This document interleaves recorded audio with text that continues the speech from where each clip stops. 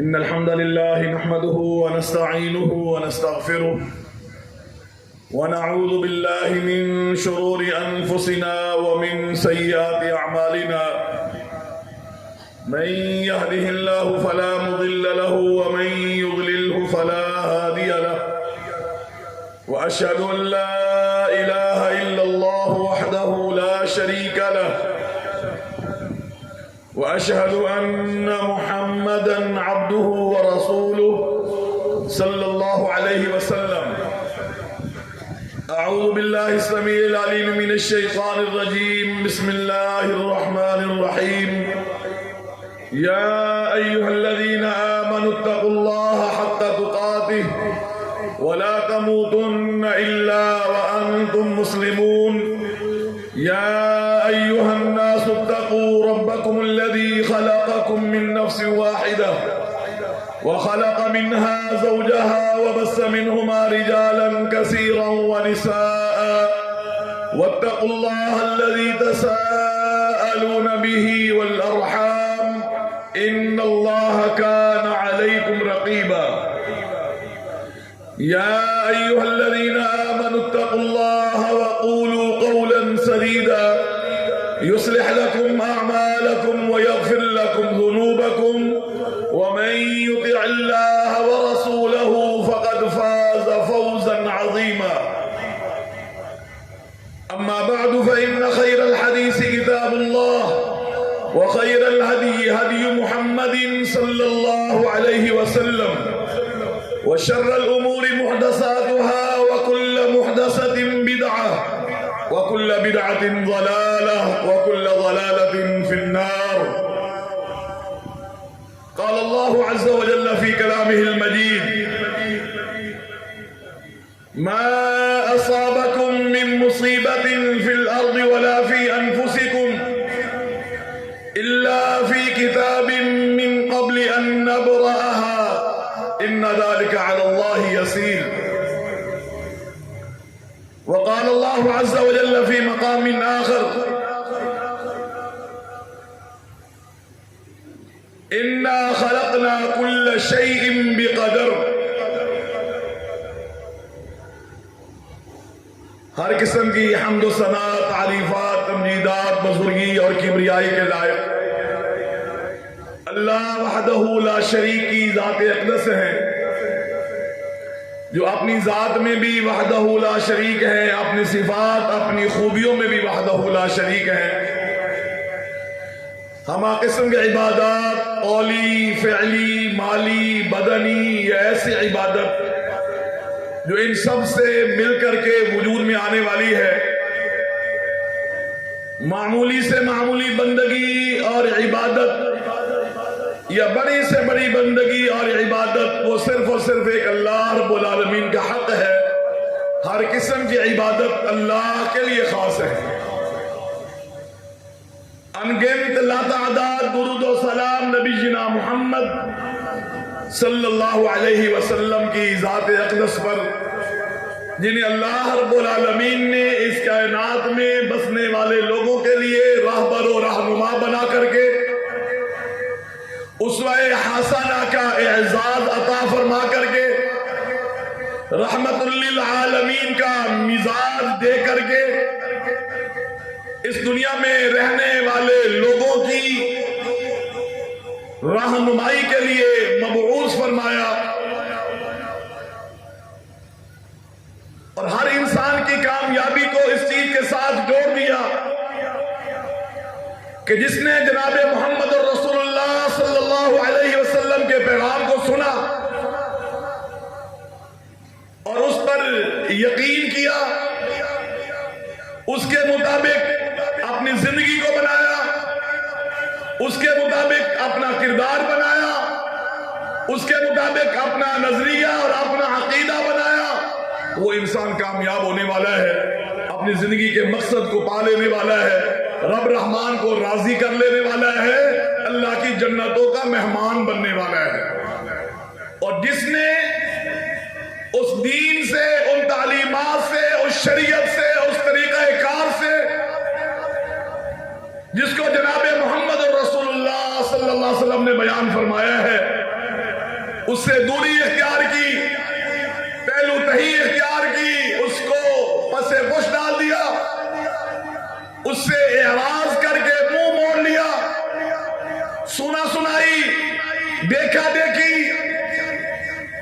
لوگوں سے متاثر ہو کر کے، برادری اور معاشرے سے متاثر ہو کر کے، ان کے قول و کردار کو، ان کے اعمال کو، افعال کو بہترین سمجھتے ہوئے جناب محمد رسول اللہ صلی اللہ علیہ وسلم کی تعلیمات پر فوقیت دی، ان کو اہمیت دی، ان کو اپنے لیے بہتر سمجھا، اس کے مطابق اپنی زندگی، کردار، عقیدہ، عمل بنایا، وہ انسان ناکام، نامراد ہونے والا ہے، چاہے جتنی مرضی تکلیفیں، مصیبتیں، پریشانیاں اٹھا کر کے اس دنیا سے جائے، اس کے پلے کچھ بننے والا نہیں ہے، اس کو حاصل کچھ ہونے والا نہیں ہے، اس لیے کہ ہر عمل کی قبولیت کے لیے بنیادی شرط اللہ پر ایمان کے بعد جناب محمد رسول اللہ صلی اللہ علیہ وسلم کی پیروی، آپ کی اطاعت، آپ کی اتباع، آپ کے طریقے میں چلنا، یہ بنیادی شرط ہے کسی بھی عمل کی قبولیت کے لیے۔ عزیز بھائیو، نبی کریم صلی اللہ علیہ وسلم سے پوچھا گیا کہ افضل عمل کون سا ہے؟ اس کی آواز لوٹ رہی ہے، آواز واپس نہ آئے۔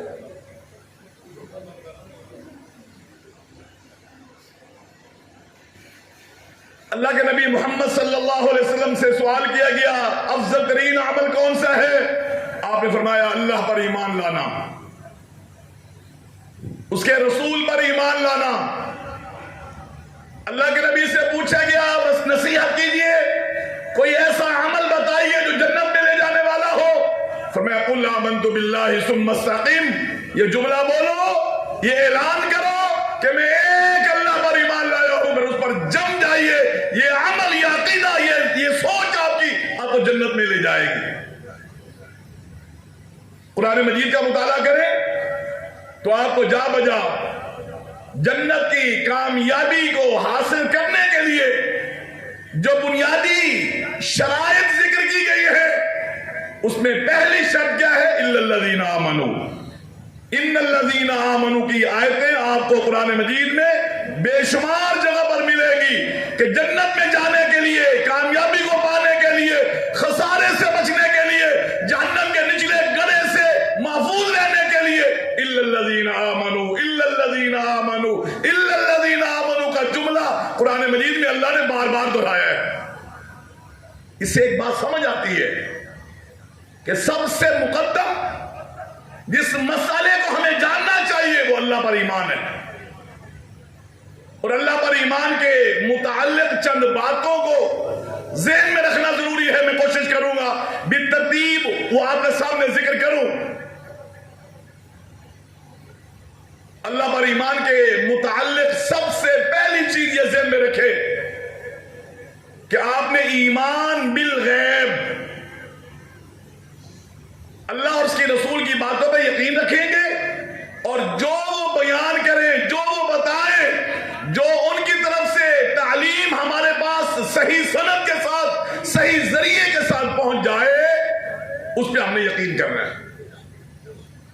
وہ سمجھ میں آئے یا نہ آئے، ذہن مانے یا نہ مانے، نظر آئے یا نہ آئے، امکانیات میں سے وہ ہو یا نہ ہو، لیکن جب اللہ نے کہہ دیا، اس کے رسول نے کہہ دیا، ہمارا رویہ کیا ہونا چاہیے؟ سمعنا واطعنا، آمنا وصدقنا۔ پھر وہاں پر یہ سوال نہیں بنتا ہے کہ یہ کیسے ہو سکتا ہے، یہ اس کو تو دماغ نہیں مانتا ہے جی، یہ تو ذہن میں نہیں آنے والی بات ہے، یہ ہو ہی نہیں سکتا ہے، یہ سوال بنتا نہیں۔ یہ بنیادی چیز ذہن میں رکھیں۔ قرآن مجید کے اندر اللہ رب العالمین نے پہلے پارے کے اندر جب قرآن مجید کے متعلق فرمایا کہ یہ کتاب ایسی ہے جس میں کوئی شک نہیں کہ یہ اللہ کی طرف سے منزل ہے، اس کی کتاب ہدایت ہونے میں کوئی شک نہیں ہے، وہاں پر اللہ نے فرمایا یہ کتاب متقی لوگوں کے لیے رہنمائی کرنے والی ہے، اور متقی لوگوں کے اوصاف جب ذکر کیے ہیں، ہدایت والے لوگوں کا جب تذکرہ کیا ہے، سب سے پہلی خوبی کیا ذکر کی ہے؟ الذین یؤمنون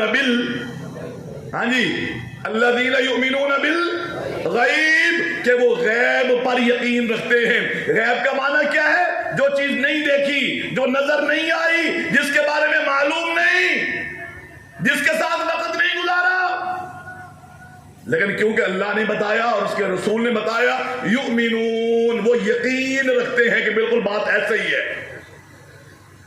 یہ بنیادی نقطہ ذہن میں رکھیے میرے بھائیو، ایمان بالغیب۔ اگر ایمان بالغیب نہیں ہوگا تو بہت سارے معاملات کے اندر آپ کو دھوکہ دینے والے دھوکہ دیں گے۔ فرشتے، یہ کیسے ہو سکتا ہے جی؟ فرشتہ روح کیسے جا کر ماں کے پیٹ میں پھونک سکتا ہے؟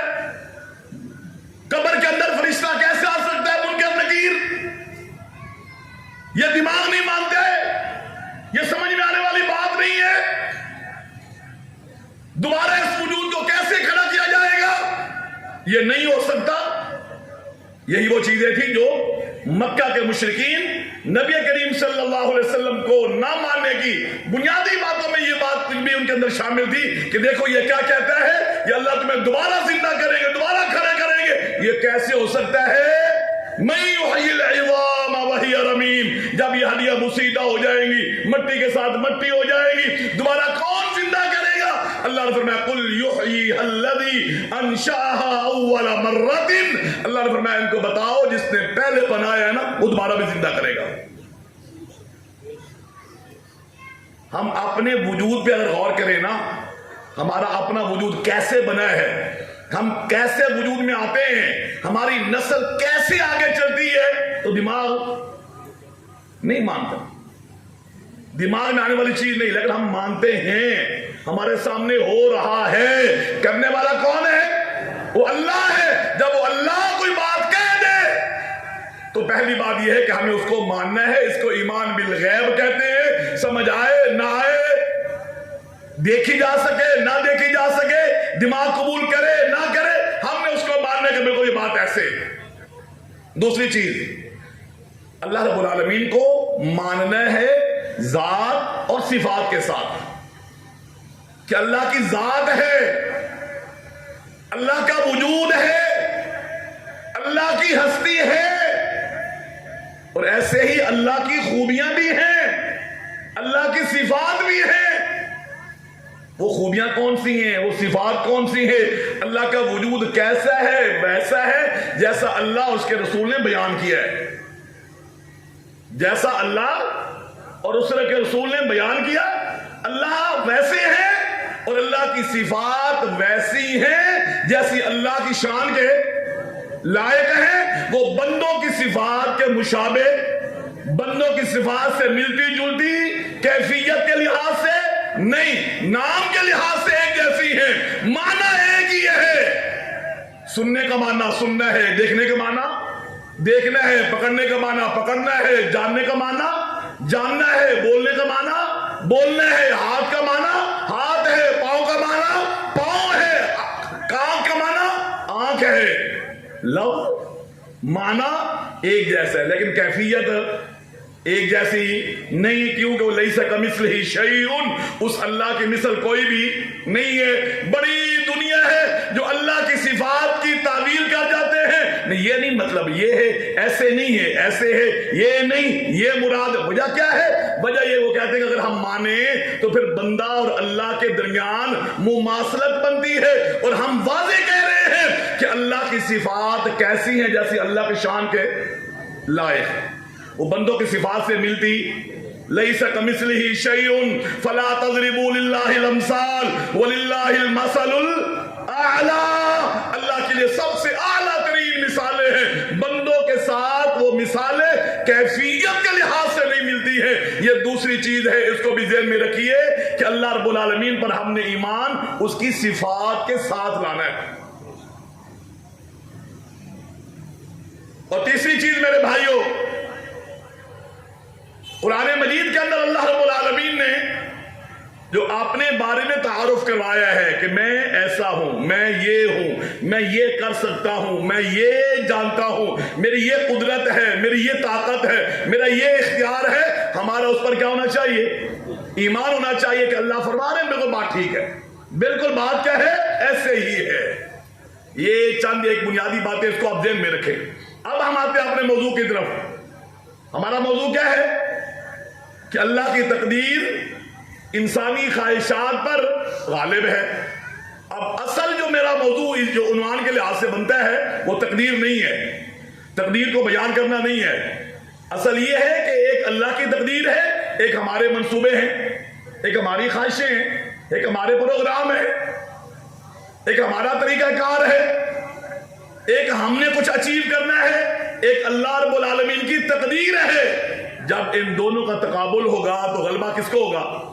اللہ کی تقدیر کو ہوگا، ہمارے منصوبوں کو نہیں ہوگا۔ لیکن میں ضروری سمجھتا ہوں یہاں پر تقدیر کے حوالے سے کچھ باتیں ذکر کرنا، ساری باتیں ذکر نہیں کریں گے، اور نہ ہی تقدیر کے حوالے سے تفصیلی بحث کرنا جو ہے یہ مناسب اور جائز ہے، کیونکہ یہ علم غیب ہے، یہ سر اللہ ہے، یہ اللہ کا ایک راز ہے اس کی مخلوق کے حوالے سے۔ اور جب ہم اس کی تہ میں، تفصیل میں، تعمق میں جاتے ہیں تو سوائے رسوائی کے، ضلالت کے، گمراہی کے کچھ حاصل نہیں ہوتا۔ اس لیے شرح عقیدہ طحاویہ کے اندر امام طحاوی رحمہ اللہ فرماتے ہیں وَالتَّعَمُّقُ وَالْبَحْثُ فِي الْقَدَرِ وَسِيلَةٌ لِلْخُذْلَانِ۔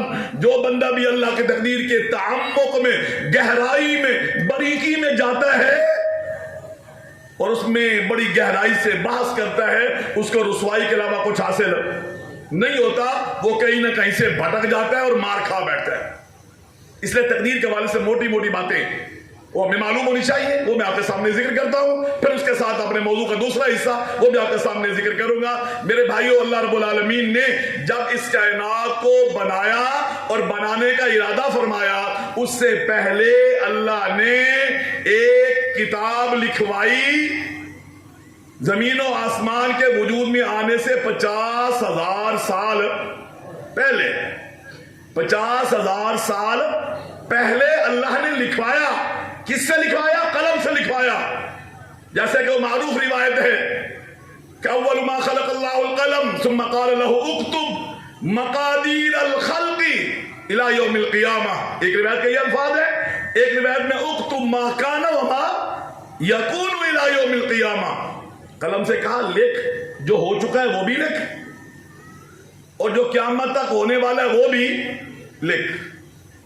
یہ اللہ رب العالمین نے ایک کتاب میں لکھوایا اور اس کتاب کو محفوظ کر دیا۔ اس کتاب کو ہم کیا کہتے ہیں؟ لوح محفوظ۔ یہ ہم سنتے رہتے ہیں لفظ لوح محفوظ کے اندر اللہ رب العالمین نے معاملات کو لکھوایا ہے۔ لیکن اس سے پہلے تقدیر کہتے کسے ہیں؟ تقدیر کا معنی مطلب بنتا کیا ہے؟ لفظ تقدیر عربی زبان کا ہے، قدر یقدر تقدیرا۔ یہ گرامر کے لحاظ سے مصدر ہے، باب تفعیل ہے، جس کے لفظی کئی معنی کیے گئے ہیں۔ تدبیر کرنا، فیصلہ کرنا، مقرر کرنا، اندازہ لگانا، کئی ایک معنی اس لفظ کے کیے گئے ہیں۔ یہاں پر اس کا معنی کیا ہے؟ تدبیر کرنا بھی ہو سکتا ہے، فیصلہ کرنا بھی ہو سکتا ہے، اندازہ لگانا بھی ہو سکتا ہے۔ لفظی معنی، لفظی معنی سے کیا ہے؟ اندازہ لگانا، تدبیر کرنا، یہ کائنات کیسے چلانی ہے، یہ کیسے چلنی ہے، اس میں نظام کیسا ہوگا، کون سا نظام ہوگا، کب دنیا آئے گی، رہنے والے کیسے ہوں گے، کتنا عرصہ رہیں گے، یہ پوری تدبیر۔ اس لحاظ سے بھی تقدیر کا معنی صحیح بنتا ہے، اور اگر اندازہ لگانا ہو تو وہ معنی بھی درست بنتا ہے۔ اگر مقرر کرنے کا معنی کرے تو وہ بھی درست بنتا ہے، لفظی معنی۔ اور شرعی معنی تقدیر کسے کہتے ہیں؟ اللہ رب العالمین نے اپنے علم کے ذریعے قیامت تک جو ہونے والا تھا اس سب کو اپنے علم کی بنیاد پر اللہ نے لکھوا کر کے محفوظ کر دیا۔ اس لکھے ہوئے کو کیا کہتے ہیں؟ تقدیر۔ اس لکھے ہوئے کیا کہتے ہیں بھائی؟ تقدیر کہتے ہیں۔ تقدیر کے 4 درجے، 4 مرتبے ہیں۔ سب سے پہلے علم، اللہ کا علم سب سے پہلے علم تھا، پھر اس کے بعد اللہ نے اس علم کو لکھوایا کس کے ذریعے؟ قلم کے ذریعے۔ پھر کائنات میں اس کی جب تنفیذ ہوتی ہے تو وہ مشیت، اللہ کی مشیت اللہ کے اختیار کے اندر ہوتا ہے، اختیار سے باہر جو بھی دنیا میں ہوتا ہے، اچھا ہے یا برا ہے، جائز ہے یا ناجائز ہے، اسلام کے فائدے میں ہے یا نقصان میں ہے، مسلمان کرتا ہے یا کافر کرتا ہے وہ اللہ کے اختیار سے باہر نہیں ہوتا. اس کو کہتے ہیں مشیت. اور چوتھی چیز ہے خلق. پھر جو کرتا ہے اس کو پیدا کرنے والا کون ہے؟ یہ اللہ ہے. یہ 4 مرتبے ہیں کس کے؟ تقدیر کے. اللہ نے وہ سب کچھ جو دنیا میں ہونے والا تھا اس کو لکھوا کر کے اللہ نے اپنے پاس رکھ دیا. اب یہاں پر 2 چیزیں ذہن میں رکھیں. تقدیر کی 2 بنیادی قسمیں ہیں. ایک تقدیر وہ ہے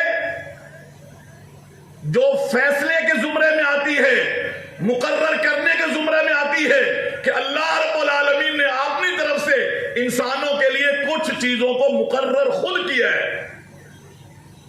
مثال کے طور پر زندگی ہے. مجھے کتنی زندگی ملے گی, بزرگوں کو کتنی زندگی ملنی ہے, بھائی کو کتنی زندگی ملنی ہے, آپ میں سے ہر ایک کو کتنی عمر ملنی ہے, یہ فیصلہ کس نے کیا ہے؟ یہ اللہ نے کیا. یہ بھی تقدیر ہے. یہ اللہ نے پہلے لکھوا دیا ہے, لیکن وہ مقرر کیا اللہ نے خود. رزق کتنا ملنا ہے یہ بھی اللہ نے مقرر کر دیا ہے کہ کس کو کتنا رزق ملے گا, یہ بھی اللہ نے کیا کر دیا ہے؟ مقرر کر دیا ہے. کون مرد, کون عورت, کون گورا, کون کالا, کون امیر, کون غریب, یہ سارے, کون بیمار اور کون صحیح, کس نے کب مرنا ہے, کہاں مرنا ہے, کیسے مرنا ہے, یہ سارے معاملات اللہ نے کیا کر دیے ہیں؟ لکھوا دیے. یہ چیزیں اللہ نے لکھوا دی ہیں. یہ تقدیر کی ایک قسم ہے. اور تقدیر کی دوسری قسم یہ ہے کہ وہ اللہ نے مقرر نہیں کی ہے, وہ اللہ کو اپنے علم کے ذریعے معلوم ہو گیا تھا کہ لوگوں نے کرنا کیا ہے جا کر کے. اس کو جو میں پیدا کروں گا, عبد الرحمان کو, مدثر کو, غلام اکبر کو, ڈاکٹر یاسین صاحب کو, میں نے ان کو جو پیدا کرنا ہے یہ کریں گے کیا؟ بجائے اس کے کہ یہ پیدا ہونے کے بعد کرتے اور پھر اللہ کو معلوم ہوتا. اللہ کے پاس اتنا علم ہے کہ ان کے وجود میں آنے سے بھی پہلے اللہ کو معلوم تھا کہ ان لوگوں نے کرنا کیا ہے. اللہ نے وہ لکھوا کر کے تقدیر میں, کتاب میں رکھ دیا. یہ بھی تقدیر ہے. یہ بھی کیا ہے میرے بھائی؟ تقدیر ہے. یہاں پر ایک چیز تو سمجھنا بہت ضروری ہے, اور وہ کیا ہے؟ کیا تقدیر سے معاملہ الٹ بھی ہو سکتا ہے؟ تقدیر سے ہٹ کر کے کام بھی ہو سکتا ہے؟ ایک چیز, تقدیر سے ہٹ کر کے کام کا ہونا یہ بالکل ممکن نہیں ہے. وہی ہوگا جو تقدیر میں ہے. کیوں؟ اس لیے کہ تقدیر کو لکھوانے والے کون ہیں؟ اللہ کی ذات ہے. اور اللہ نے لکھوایا ہے اپنے علم کی بنیاد پر, اور اللہ کا علم غلط نہیں ہو سکتا. اللہ کا علم ناقص نہیں ہو سکتا. اللہ کا علم حقیقت کے خلاف نہیں ہو سکتا.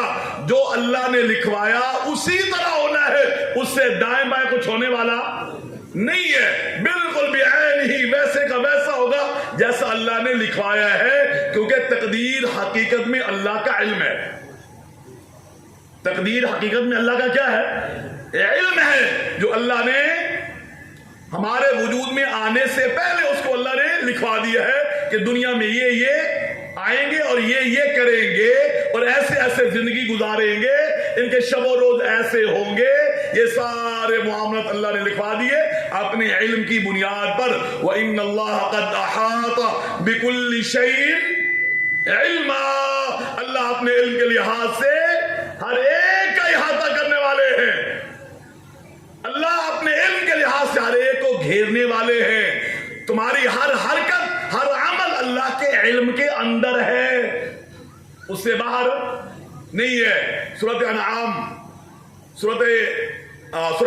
7واں پارہ مالک کائنات وہاں پہ فرماتے ہیں وَعِندَهُ مَفَاتِحُ الْغَيْبِ لَا يَعْلَمُهَا إِلَّا هُوَ وَيَعْلَمُ مَا فِي الْبَرِّ وَالْبَحْرِ وَمَا تَسْقُطُ مِنْ وَرَقَةٍ إِلَّا يَعْلَمُهَا وَلَا حَبَّةٍ فِي ظُلُمَاتِ الْأَرْضِ وَلَا رَطْبٍ وَلَا يَابِسٍ إِلَّا فِي كِتَابٍ مُبِينٍ.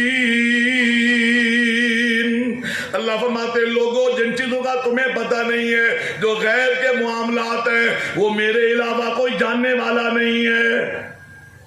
درختوں کا کوئی پتا گرتا نہیں، سمندر کی تہہ میں کوئی چیز جاتی نہیں، زمین کے اندر کوئی چیز داخل نہیں ہوتی، مگر یہ سارا کچھ ایک کتاب کے اندر لکھا ہوا موجود ہے۔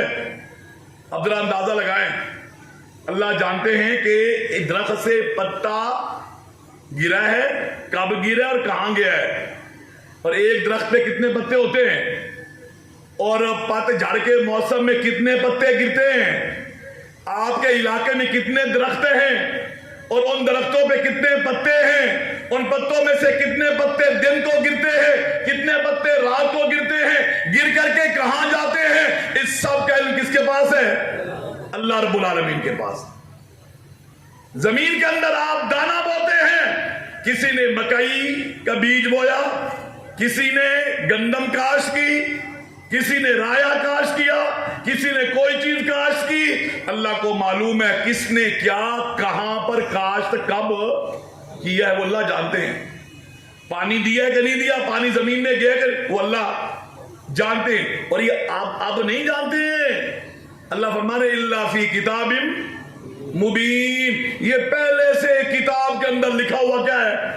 محفوظ ہے، میں نے پہلے لکھوا دیا تھا، مجھے معلوم تھا کس درخت سے کب کون سے کتنے پتے کہاں پر گریں گے، کون کیا کاشتکاری کرے گا، یہ سب کچھ میں نے پہلے سے کیا کر دیا تھا؟ لکھوا دیا تھا، جو اللہ کے علم کے وسعت کی دلیل ہے، اور یہ معاملات اس کے مطابق ہوتے ہیں۔ لیکن یہاں پر میرے بھائیوں تین گروہ بن جاتے ہیں تقدیر کے حوالے سے۔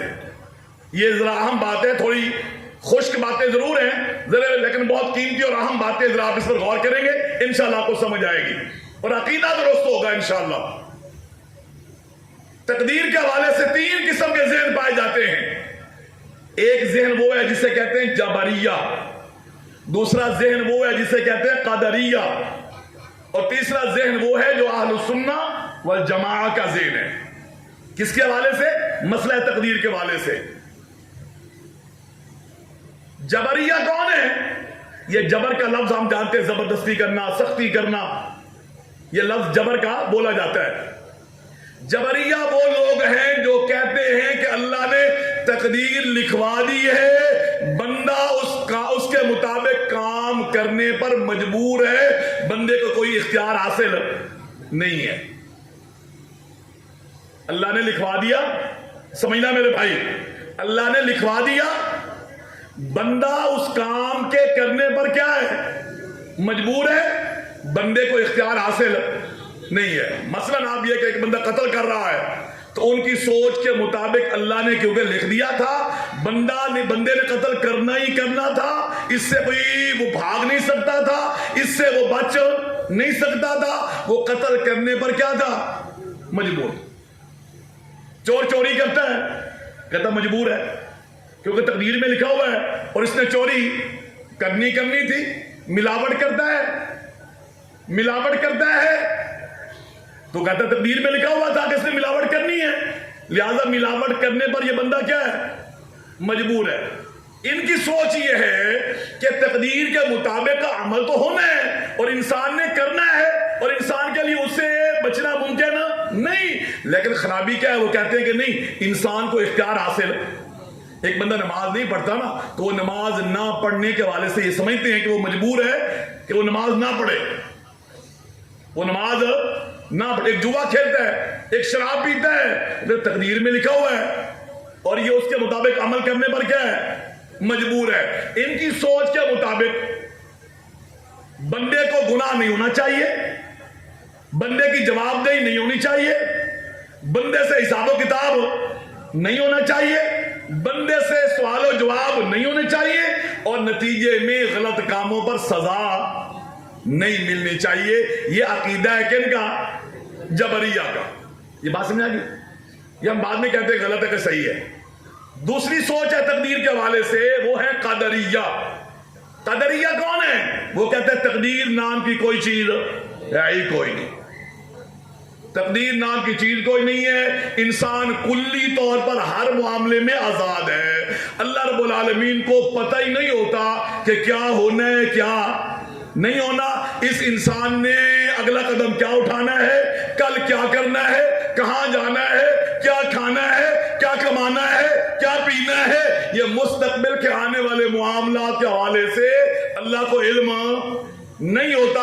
وہ کہتے ہیں تقدیر نام کی چیز کوئی نہیں ہے. یہ معاملہ نئے سرے سے شروع ہوتا ہے. جب کام ہوتا ہے تو اللہ کو پتا چلتا ہے, پہلے اللہ کو علم نہیں ہوتا.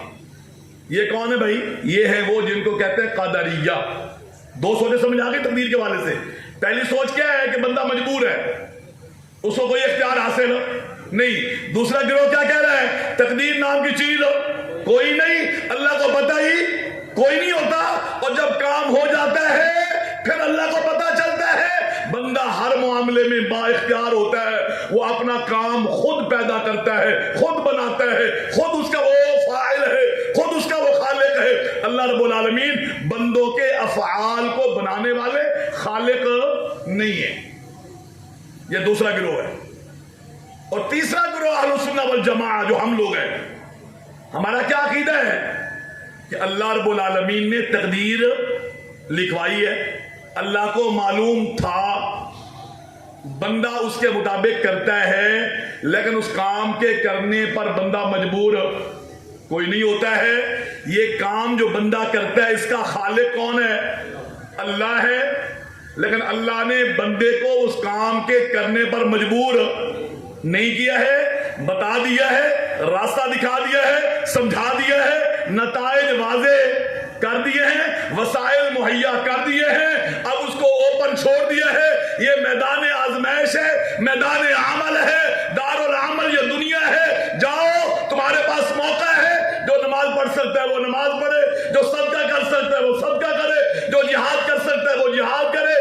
جو اچھا کرے گا اچھا پائے گا, برا کرے گا برا پائے گا. یہ دنیا تمہارے لیے آزمائش کے طور پہ ہم نے بنائی ہے. ہم تمہیں اختیار دے کر کے, سمجھا کر کے, واضح کر کے پھر دیکھنا چاہتے ہیں تم ہماری باتوں کو مانتے ہو یا نہیں.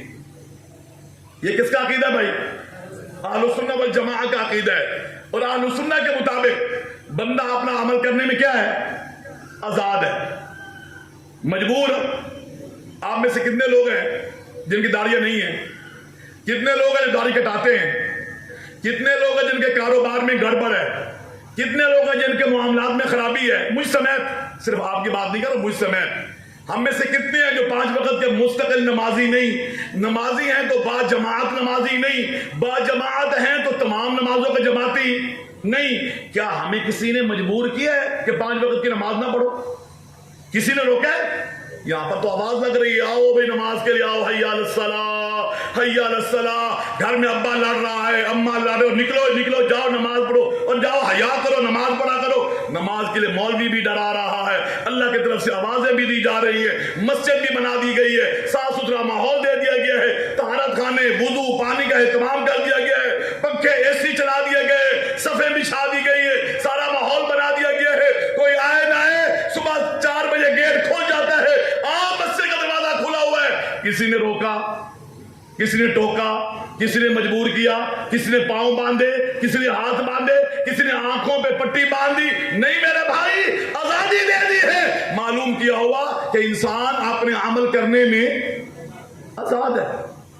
اچھا کرے برا کرے, اچھا کرے برا کرے, سنت اپنائے یا بدعت اپنائے, توحید کو اپنائے یا شرک کو اپنائے.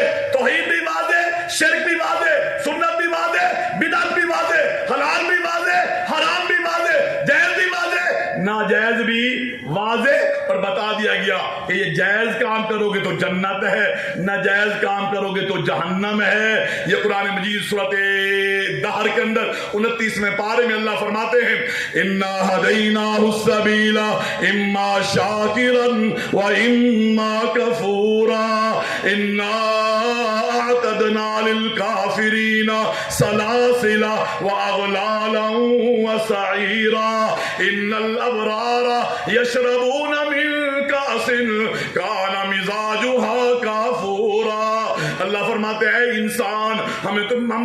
پانی کے قطرے سے بنا کر کے سننے والا دیکھنے والا بنا کر کے دنیا میں ہم نے تمہیں بھیج دیا ہے. ہم نے تمہارے لیے راستے کی رہنمائی کر دی ہے.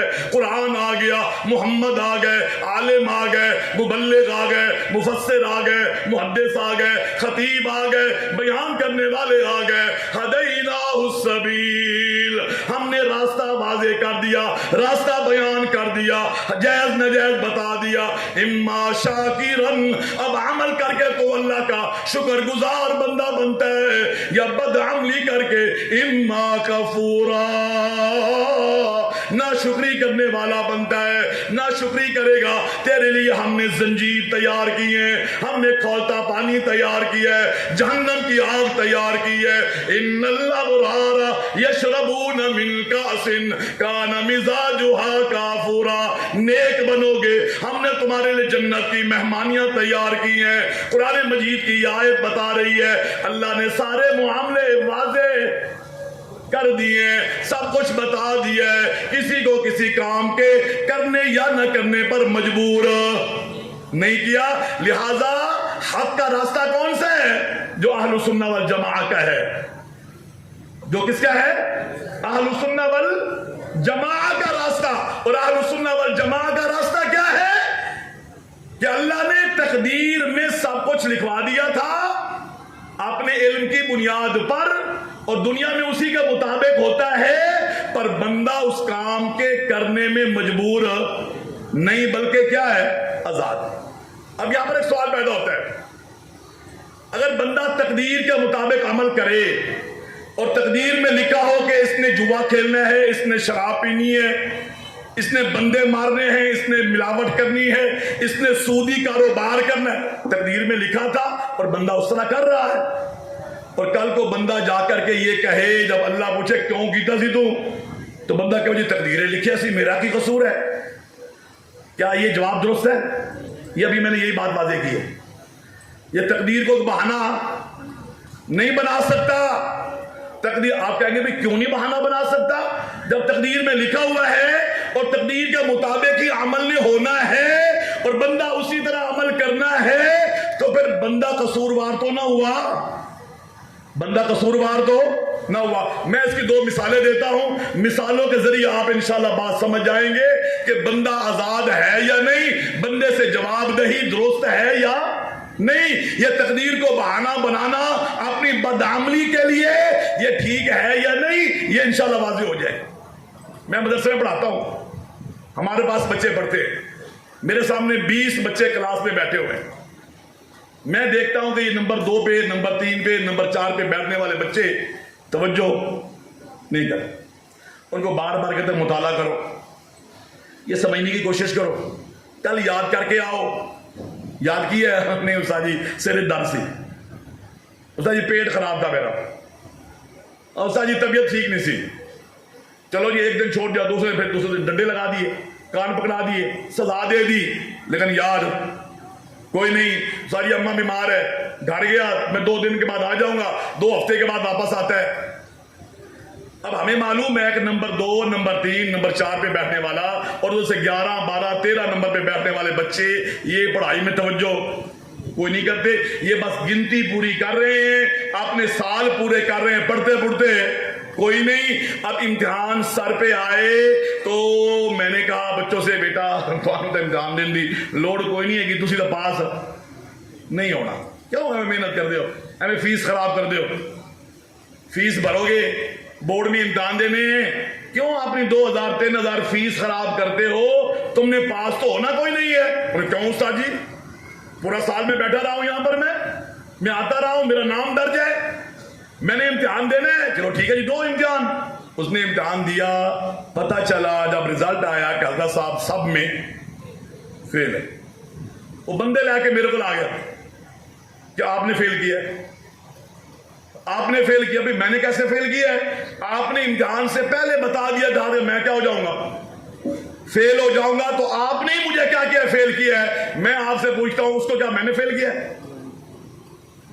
میں نے صرف پہلے بتایا تھا کہ یہ بندہ پاس ہونے والا نہیں ہے, پاس ہونے والا نہیں, اور وہ پاس نہیں ہوا. وہ میرے گلے پڑ جائے کہ آپ نے فیل کیا ہے, تو کیا اس کا یہ کہنا درست ہے؟ کوئی بھی عقل مند یہ نہیں کہے گا کہ اس کی بات درست ہے. کیوں؟ آپ کہیں گے کہ استاد کا تجربہ ہے, استاد کو پتا ہے, استاد تمہیں جانتے تھے تم کتنے پانی میں ہو, تمہاری محنت, لگن, توجہ, شوق, ذوق کتنا ہے, استاد کو معلوم تھا. استاد نے اپنے تجربے اور علم کی بنیاد پہ بتا دیا کہ تم پاس نہیں ہو سکتے, تم اسی بنیاد پر فیل ہو گئے ہو. فیل ہونے میں تمہارا اپنا کردار ہے, استاد سے قصور کوئی نہیں. دوسری مثال لے لیجئے, آپ ایک بیمار کو ڈاکٹر صاحب کے پاس لے گئے کہ ڈاکٹر جی یہ گردے بھی فارغ ہے, جگر بھی بالکل ختم ہوئے پہ ہے, دل بھی اس کا جو ہے وہ کام کرنا بڑی مشکل سے کام کر رہا ہے, عمر کتنی ہے, 80 سال ہے. ڈاکٹر نے سارے ٹیسٹ کروائے, مریض کو دیکھا, بابے کو ہوشی کوئی نہیں ہے, بڑی مشکل سے سانسیں لے رہا ہے. ڈاکٹر صاحب نے ساری رپورٹیں چیک کرنے کے بعد کہا کہ حضرت اس کو لے جاؤ, بس دعا کرو, بابے کی خدمت کرو, یہ بس 4 دن کا مہمان ہے, زیادہ سے زیادہ 4 دن ہے, اس سے اوپر بچنے والا کوئی نہیں ہے. آپ لے گئے, 3 دن کے بعد بابا جی اللہ کو کیا ہو گئے, پیارے ہو گئے. اب آپ درخواست لے کر کے تھانے میں پہنچ جائیں کہ ڈاکٹر صاحب نے ہمارا بابا مارتا ہے. کیوں کہ ہم اس کے پاس لے گئے تھے علاج کے لیے اور انہوں نے کہا تھا 3 دن کے بعد تمہارا بابا کیا ہو جائے گا, 4 دن کے اندر اندر مر جائے گا. بابا مر گیا, لگتا ہے اس نے مارا ہے, ڈاکٹر نے مارا ہے. کیا اس کی یہ بات درست ہے؟ کیوں؟ اس لیے کہ ڈاکٹر نے رپورٹیں دیکھی, ڈاکٹری کا علم استعمال کیا, اس کی نبضیں چیک کی, اس کے وجود کا جائزہ لیا. وہ سمجھ گیا کہ یہ مشینری فارغ ہو چکی ہے, یہ مشینری فارغ ہو چکی ہے, اور چلنے والی نہیں. اس نے کہا جی بابا مہمان ہے, بس 3-4 دن کے اندر اندر اس کا ٹائم آنے والا ہے, اس کو آپ لے جاؤ, اس کی خدمت کرو اور اللہ سے دعا کرو. اگر ڈاکٹر آپ نے علم کی بنیاد پر, استاد آپ نے تجربے کی بنیاد پر, آپ نے شاگرد کے بارے میں, ڈاکٹر مریض کے بارے میں اگر یہ پیشین گوئی کر سکتا ہے اور اس کی پیشین گوئی صحیح ثابت ہو سکتی ہے, تو ذرا غور کیجئے اس اللہ کے بارے میں جو اللہ پانی کے اندر جانے والی چیز, زمین کے اندر جانے والا بیج, درختوں سے گرنے والے پتے, پہاڑوں کے اندر, پہاڑوں کے پتھروں کے نیچے رہنے والے کیڑے مکوڑے, ان کی چال, ان کا رہنا سہنا, ان کی حرکات کو جاننے والا جو ہے, کیا اس اللہ کا علم غلط ہو سکتا ہے؟ نہیں. تو اللہ نے اپنے علم کی بنیاد پہ بتایا تھا کہ آپ نے ایسا کرنا ہے اور آپ نے ویسا ہی کیا ہے. اور اللہ نے لکھ دیا تھا کہ اس میں فلاں فلاں جنت میں جائیں گے, فلاں فلاں جہنم میں جائیں گے, کیونکہ پتا ہے کہ انہوں نے شرک کرنا ہے, انہوں نے بدعت کرنی ہے, انہوں نے ماتم کرنا ہے, انہوں نے سود کھانا ہے, انہوں نے بے ایمانی کرنی ہے, یہ توحید کے خلاف جائیں گے, یہ کفر کو اپنائیں گے, یہ فلاں. اللہ کو معلوم تھا, اللہ نے لکھوا دیا لوگوں کے بارے میں, اسی کے مطابق نتیجہ نکلے اور ہم بعد میں کھڑے ہو جائیں کہ یہ سارا کی قصور ہے. تو یہ اعتراض بنتا نہیں ہے. جس طرح استاد کا اعتراض نہیں, جس طرح شاگرد کا اعتراض نہیں بنتا, جس طرح مریض کے ورثاء کا اعتراض ڈاکٹر پر نہیں بنتا, اسی طریقے سے ہم بھی اللہ پر تقدیر کے معاملے میں یہ بہانہ نہیں کر سکتے کہ اللہ نے کیونکہ لکھ دیا تھا اور اسی طرح ہونا تھا, اس میں ہمارا قصور کوئی نہیں ہے. تو میرے بھائی یہ بات کو سمجھیں, اللہ نے اپنے علم کی بنیاد پہ لکھوایا تھا, لکھ کر کے اللہ نے کسی کو مجبور نہیں کیا. اب آپ بیٹھے ہیں نا, آپ آج رات گھر نہ جائیں, صبح تہجد پڑھیں, نماز بعد جماعت کریں, پڑھیں یہاں پر پڑھیں. یہ پنکھے چلانے کی آپ کو اجازت ہے, کوئی آپ کو نہیں روکے گا. رات یہاں پر رہیں, صبح تہجد پڑھیں, صبح نماز بعد جماعت پڑھیں, قرآن کے بعد اذکار اور تلاوت کریں, پھر اس کے بعد اشراق کی نماز پڑھیں, پھر آپ گھر تشریف لے جائیں. کوئی روکنے والا آپ کو نہیں ہے. لیکن آپ عمل نہ کریں اور کہیں تقدیر میں کیا لکھا ہوا ہے, یہی لکھا ہوا ہے, تقدیر میں یہی لکھا ہوا ہے کہ میں کیا کروں, نماز نہ پڑھوں اور اس کو میں بہانہ بنا لوں. تو ایسا میرے بھائی نہیں ہے. اللہ نے اپنے علم کا ثبوت صرف دیا ہے کہ اس طرح ہونے والا ہے. اور یاد رہے کہ ہمیں عقیدہ رکھنا چاہیے کہ جیسا اللہ نے لکھا ہے ویسا ہی ہونے والا ہے, اس سے ہٹ کر کچھ ہونے والا نہیں ہے. اس کی دلیل کیا ہے؟ اللہ کے نبی صلی اللہ علیہ وسلم کے پیچھے ایک دن حضرت عبداللہ ابن عباس رضی اللہ تعالیٰ عنہ جانور پر سوار ہیں. آپ نے ان سے مخاطب کو فرمایا, یا عبداللہ, یا غلام, الا اعلمک کلمات ینفعک اللہ بہن, آؤ بیٹا میں تمہیں چند کلمات سکھاتا ہوں اس کو سیکھ لو، اللہ تمہیں اس کے ذریعے فائدہ دیں گے۔ یا رسول اللہ کیا ہے؟ آپ نے فرمایا نمبر 1 احفظ اللہ یحفظ کا، نمبر 1 اللہ کی حفاظت کرو، اللہ تمہاری حفاظت کریں گے۔ اللہ کی حفاظت کیا ہے؟ اس کے حق کی حفاظت کرو، اس کی عزت، اس کی شان کی حفاظت کرو، اس کے احکامات کی حفاظت کرو، اس کے حق کے عبادت کی حفاظت کرو، اس کا توحید، اس کی توحید کی حفاظت کرو۔ اللہ کے احکامات کا خیال تم رکھو، اللہ تمہاری کیا کریں گے؟ حفاظت کریں گے۔ نمبر 1۔ نمبر 2 آپ نے فرمایا احفظ اللہ تجدہ تجاہک، اللہ کی حفاظت کرو، جب مصیبت میں پھنسو گے، جب تمہیں ضرورت ہوگی نا، اللہ کو اپنے سامنے پاؤ گے۔ کیوں؟ جب اللہ سے جان پہچان ہوگی، اللہ سے تعلق ہوگا، اللہ کے لیے کام کرو گے، اللہ کے لیے قربانی دو گے، اللہ کے لیے خرچ کرو گے، اللہ کے لیے دوستی ہے، اللہ کے لیے دشمنی ہے، دنیا سے لڑ گئے، لوگ دنیا کی گالیاں سنی، لوگوں کے باتیں سنی، یہ موحد ہے، یہ وہابڑا ہے، یہ توحید پہ چلنے والا، یہ ولیوں کو نہ ماننے والا، یہ تو گستاخ ہے۔ تم نے لوگوں کی باتیں سنی پر اللہ سے تعلق توڑا نہیں، اللہ کے حق کی حفاظت کی ہے۔ جب پریشانی مصیبت آئے گی تجدہ تجاہک، اللہ کو اپنے سامنے پاؤ گے، یعنی اللہ کی مدد شامل حال رہے گی۔ 2 باتیں ہو گئی۔ نمبر 3 فرمایا وَإِذَا سَأَلْتَ فَاسْأَلِ اللَّهَ، جب مانگنا ہو نا، کوئی مسئلہ تمہیں پیش آ جائے تو کسی کے پاس جانے کی ضرورت نہیں، کہاں؟ اللہ سے مانگو، فَاسْأَلِ اللَّهَ، اللہ سے مانگو، اور اس کے لیے کسی کا واسطہ وسیلہ دینے کی ضرورت نہیں ہے۔ قرآن مجید اٹھائیے، پیغمبروں کی دعائیں اللہ نے ذکر کی ہیں، حدیث کی کتابیں دعاؤں کی شکل کے اندر موجود ہیں، جس میں نبی کریم کی سینکڑوں دعائیں ہیں۔ کسی ایک دعا میں آپ مجھے اللہ اور نبی کریم کے درمیان کسی شخصیت کا وسیلہ مجھے دکھا دیں۔ صحابہ کی بے شمار دعائیں موجود ہیں، صحابہ نے اللہ سے جب دعائیں کی ہے، درمیان میں اللہ کو اللہ کی صفات کا واسطہ دیا ہے، یا نیک بزرگ سے دعا کروائی ہے، کسی کے نام کا واسطہ، کسی کا صدقہ، کسی کا وسیلہ، کسی کے طفیل، کسی کا حق بالکل پیش نہیں کیا۔ وَإِذَا سَأَلْتَ فَاسْأَلِ اللَّهَ، جب مانگنا ہو تو کس سے مانگنا؟ اللہ سے۔ اگلی پتے کی بات جو میرے موضوع سے متعلق ہے، وہ آپ نے چوتھی بات فرمائی، آپ نے فرمایا دیکھو وَعَلَمْ، سننا ذرا غور سے، وَعَلَمْ أَنَّ الْأُمَّةَ لَوْ اجْتَمَعَتْ عَلَىٰ أَن يَنْفَعُوكَ بِشَيْءٍ لَمْ يَنْفَعُوكَ بِشَيْءٍ إِلَّا مَا قَدْ كَتَبَهُ اللَّهُ لَكَ۔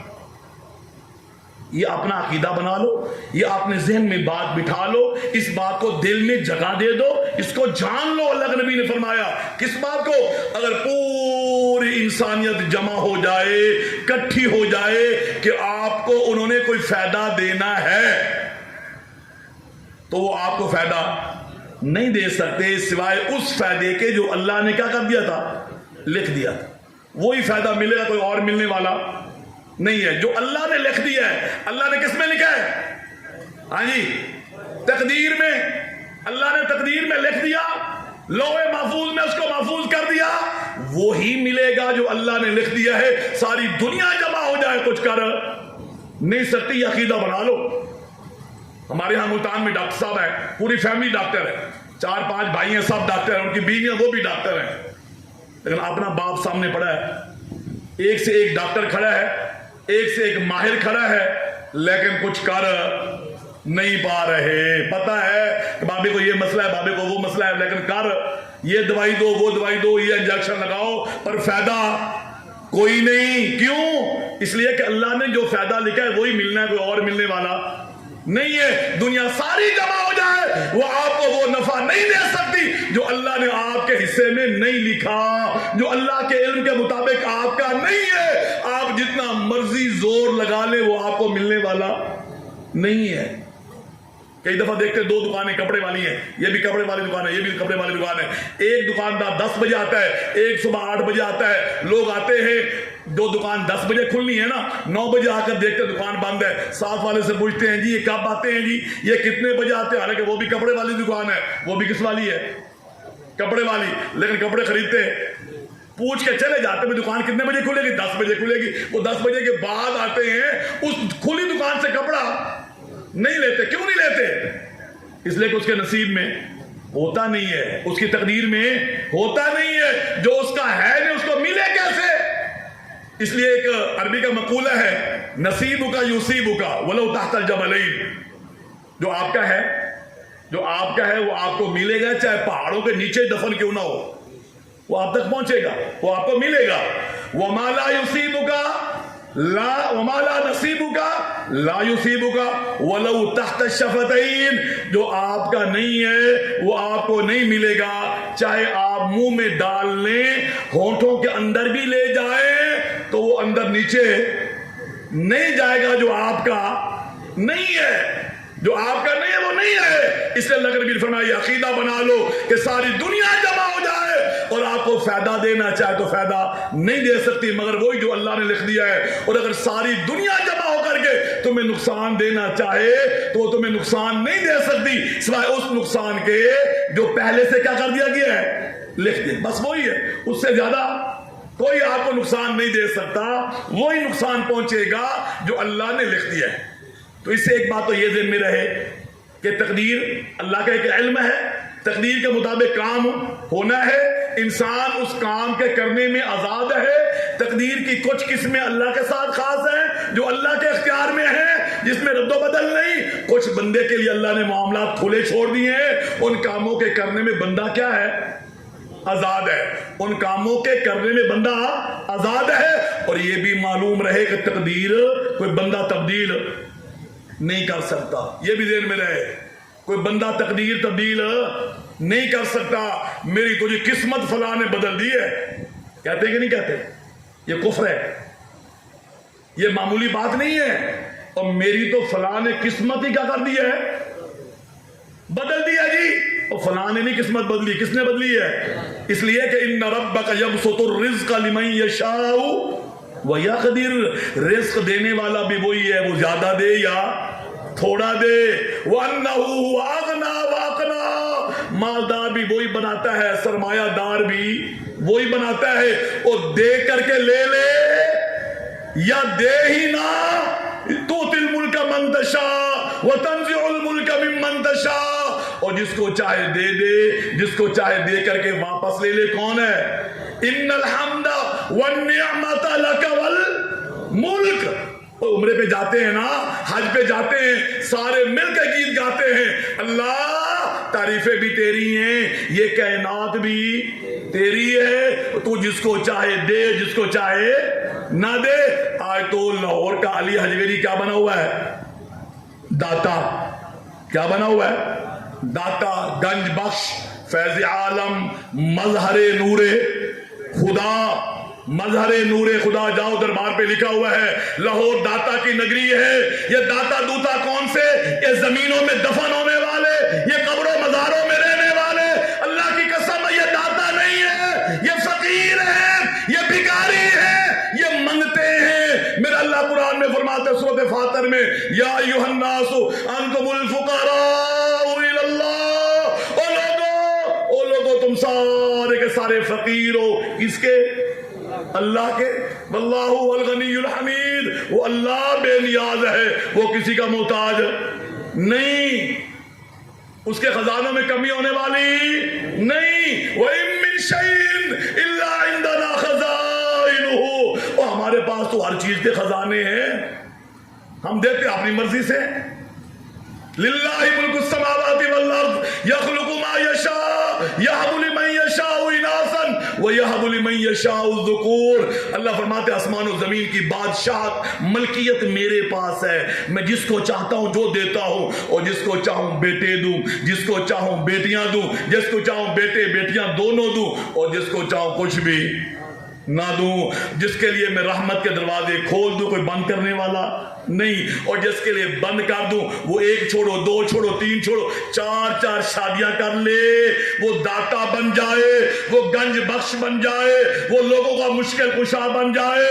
اس کے گھر میں, اس کے آنگن میں, اس کی گود میں اولاد جیسا پھول کھلتا نہیں, کیونکہ میرے اللہ نے در بند کر دیا, میرے اللہ نے لکھ دیا اس کو ملنے والا نہیں. دنیا زور لگا لے, ملنے والا نہیں ہے. نہ جایا کرو پیروں کے پاس, نہ جایا کرو درباروں پہ, نہ جایا کرو نہ جایا کرو گدی نشینوں کے پاس، اپنا ایمان خراب نہ کرو، اپنا عقیدہ برباد نہ کرو، اپنی آخرت خراب نہ کرو، اپنی راس اور مال یہ عمل کے شکل میں پونجی جو قبر میں کام آئے گی، جو محشر میں کام آئے گی، جو رب کی بارگاہ میں کام آئے گی، یہ درباروں مزاروں کے پاس، یہ ننگ دھرنگ ملنگ پیروں کے پاس، یہ بھوکے پیاسے روڈوں میں گھومنے والے، یہ ننگے اور یہ پلید جسم کے ساتھ جن کو پاکی پلیتی کا پتہ نہیں ہے، جن کا جسم عقل صحیح طرح کام نہیں کرتا ہے، جس کو نماز روزے کا پتہ نہیں ہے، اللہ کی قسم میں یہ مشکل کشا، یہ قسمتوں کو تبدیل کرنے والے، یہ تقدیروں میں ہیر پھیر کرنے والے نہیں ہیں، یہ تقدیروں میں ہیر پھیر کرنے والے نہیں ہیں، ان کے اختیار میں کچھ بھی نہیں ہے، یہی تقدیر ہے، یہی ایمان ہے، اس بات کو سمجھیے۔ آئیے ایک اور نقطہ تقدیر کے حوالے سے، کیا تقدیر تبدیل ہو سکتی ہے؟ سوال ہے۔ اللہ نے اپنے علم کی بنیاد پر کچھ معلوم کروا کر کے لکھوا دیا، کچھ اللہ کے فیصلے ہیں تقدیر کی شکل میں نے بتایا نا، تقدیر معلق اور تقدیر مبرم۔ مبرم کا معنی جن کا اللہ نے خود فیصلہ کیا، جیسے میں نے کہا مرد ہے یا عورت، امیر ہے یا غریب، زندگی کتنی ہے، رزق کتنا کمانا ہے، گورا ہے کالا ہے چٹا ہے، کون کی خوبیاں کون سی صلاحیتیں ہیں، یہ اللہ نے خود بانٹا ہے، خود دیا ہے، اور باقی اللہ نے دنیا کے معاملات اللہ نے معلوم کر کے کھلا چھوڑ دیا ہے کہ دیکھتے یہ بندے کرتے کیا ہیں، دین بتا دیا ہے، کھلا چھوڑ دیا ہے۔ کیا اس تقدیر میں جو اللہ نے لکھوائی ہے کچھ ایسی ہے جو میرے فائدے میں ہے، کچھ ایسی ہے جو میرے فائدے میں نہیں ہے، تو کیا وہ جو میرے نقصان میں ہے میں وہ تبدیل کرا سکتا ہوں یا نہیں؟ یہ سوال ہے۔ سوال سمجھ آئے کہ نہیں بھائی، کہ جو اللہ نے تقدیر میں لکھا ہے کیا وہ تبدیل ہو سکتا ہے، تبدیل کرایا جا سکتا ہے؟ یہ سوال ہے، اور کروڑ روپے کا سوال ہے، کروڑ تو تھوڑا ہے گا، اس سے بھی زیادہ کا سوال ہے، بڑا قیمتی سوال ہے۔ اگر بندے کو معلوم ہو جائے کہ ہاں جو میرے تقدیر میں، میری قسمت میں، میرے نصیب میں ایسی چیزیں لکھی گئی ہیں جو میرے لیے نقصان دہ ہیں، میں اس سے بچ سکتا ہوں، اور بچنے کا میرے پاس یہ طریقہ ہے، اگر معلوم ہو جائے تو کوشش کریں گے کہ نہیں کریں گے؟ کریں گے نا، اس سے بچنے کی کوشش کریں گے کہ تاکہ مجھے یہ نقصان نہ پہنچے۔ تو آئیے میرے بھائیوں اس سوال کا جواب دیتے ہیں کہ بالکل تقدیر تبدیل ہو سکتی ہے، پر تبدیل کون کرے گا؟ ننگ دھرنگ پیر مولوی بزرگ، ہاں جی، نذرانہ لے کر کے، شرینی لے کر کے آئیے، موٹا سا لفافہ لے کر کے آئیے، سلام چپ کر کے کیجئے، ہاتھ دے کے تے سیڈ دے، مولوی صاحب دعا کرنا، مولوی صاحب دعا کرنا، تو تقدیر تبدیل ہو گئی، کیونکہ مولوی صاحب کو دے دیا، پیر صاحب کو دے دیا، بابا جی نے کہا ٹھیک ہے تو جا، تیرے ستے ہی خیرہ، تیرے بیڑے پار، جا تیرے نماز پڑھنے کی لوڑ کوئی نہیں، تیرے رنگ لگے رہے، بھاگ لگے رہے، جا تیرا سب کچھ خیر والا۔ کیا اس طرح تقدیر تبدیل ہوگی؟ نہیں میرے بھائی، تقدیر تبدیل ہو سکتی ہے، کیسے؟ وہ اللہ کے نبی صلی اللہ علیہ وسلم نے طریقہ بتایا ہے، کیوں کہ یہ معاملہ تقدیر کا ہے، اور تقدیر کس کے پاس ہے؟ اللہ کے پاس ہے، اور اللہ کے نمائندے کون ہیں؟ جناب محمد الرسول اللہ صلی اللہ علیہ وسلم، اور آپ فرماتے ہیں لا يرد القدر الا الدعاء، تقدیر کو دعا کے علاوہ کوئی چیز تبدیل نہیں کر سکتی، نمبر ایک۔ نمبر دو، اللہ کے نبی فرماتے ہیں الدعاء ينفع مما نزل ومما لم ينزل، آسمان سے جو آفت آ چکی ہے دعا کرو گے اس میں بھی فائدہ ہوگا، جو ابھی نہیں آئی ابھی آنی ہے دعا کرو گے، یہ دعا اس معاملے میں بھی کیا کرے گی؟ فائدہ دے گی۔ اللہ وہ اپنی آفت کیا کریں گے؟ مصیبت، نقصان، اللہ کیا کر لیں گے؟ روک لیں گے۔ نبی کریم فرماتے جب بندہ کوئی دعا کرتا ہے تو تین میں سے ایک فائدہ ضرور ہوتا ہے، جب دعا خیر کی ہو تو تین فائدوں میں سے ایک فائدہ ضرور ہوتا ہے۔ وہ تین فائدے کون سے ہیں؟ نمبر ایک، یا تو دعا قبول ہو جاتی ہے، جو مانگا وہ مل جاتا ہے۔ نمبر دو، اور اگر ایسا نہیں ہوتا تو اللہ اس کے بدلے میں آنے والی آفت کو روک لیتے ہیں۔ تو دعا نے فائدہ دیا کہ نہیں دیا؟ تو فائدہ دیا کہ نہیں؟ فائدہ دیا نا، دعا کی آپ نے، تین میں سے ایک فائدہ ہے، یا تو اللہ دعا قبول کر کے جو مانگا وہ دے دیں گے، اور اگر ایسا نہیں ہوا تو پھر دوسرا کیا ہے؟ آنے والی آفت کو اللہ روک لیں گے. اور تیسرا اگر یہ بھی اللہ نہیں کرتے ہیں تو پھر تیسرا یہ ہے کہ اللہ اس کو ذخیرہ کر لیتے ہیں, اپنے پاس محفوظ کر لیتے ہیں. کل قیامت میں اللہ کے پاس جاؤ گے, اللہ تمہیں اس کا اجر عطا فرمائیں گے. تو معلوم کیا ہوا کہ دعا فائدہ دیتی ہے, اور دعا کے فائدوں میں سے ایک فائدہ کیا ہے کہ آنے والی آفت کیا ہو جاتی ہے؟ تو بھائی کیا ہو جاتی ہے؟ روک جاتی ہے.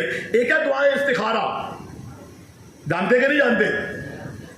وہ کہتے ہیں کہ پورا جسمی زخمی ہے, پھمبا کہاں رکھوں میں, ہے پھمبا کجا کجا میں ہم.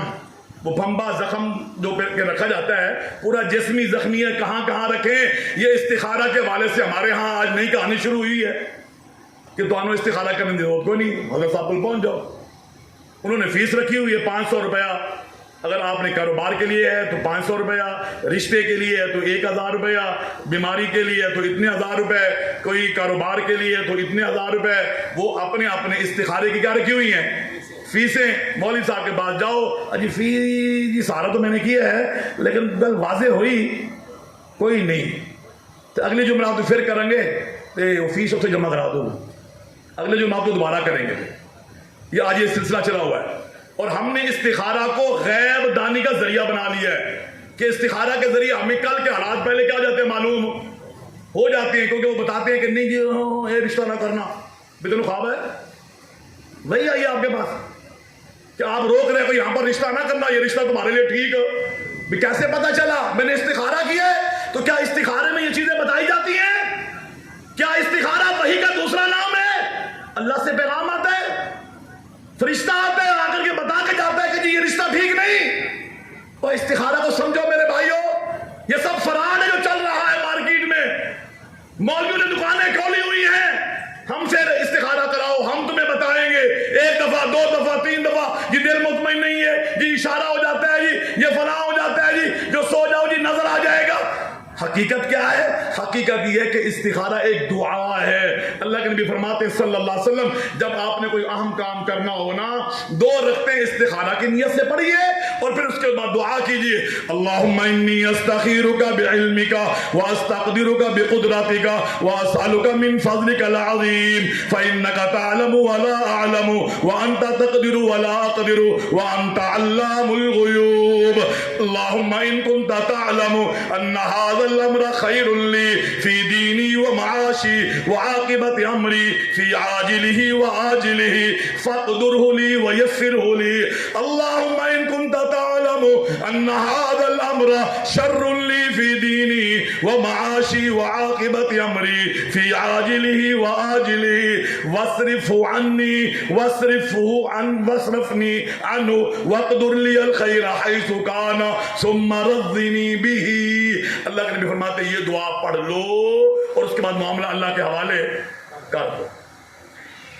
اگر خیر ہوگی تو اللہ آسان کریں گے, اگر خیر نہیں ہوگی تو اللہ تمہیں بچائیں گے. لیکن اس صورت میں جب آپ کی یہ دعا قبول ہو جائے گی, یہ دعا استخارہ ہے نا, اس کا ترجمہ پڑھیے آج گھر میں جا کر کے, گھر میں جا کر ترجمہ پڑھیے. اس ترجمے میں ایک لفظ ہے, اے اللہ اگر آپ جانتے ہیں کہ یہ کام جو میں کرنے لگا ہوں, جس کے لیے میں استخارہ کر رہا ہوں, یہ میرے دین دنیا آخرت کے لحاظ سے بہتر ہے تو میرے نصیب میں کر دے, میرے نصیب میں کر دے اور میرے لیے مقرر کر دے. اور اگر تو جانتا ہے کہ میرے لیے بہتر نہیں تو اس کو مجھ سے دور لے جا اور مجھے اس سے دور لے جا. یہ دعا کیا بتا رہی ہے میرے بھائی کہ تقدیر میں تبدیلی ہو سکتی, کیونکہ آپ اللہ سے مانگ رہے ہیں نا کہ اللہ میرے نصیب میں اگر بہتر ہے یہ تو میرے نصیب میں کر دے. پہلے نہیں ہے تو اب کر دے, اگر پہلے نہیں تو اب کر دے, اور اگر میرے لیے نقصان دہ ہے تو مجھے اس سے بچا. اس کو اللہ کے بندو اگر تقدیر تبدیل نہیں ہونی تو پھر دعا کرنے کا واسطے.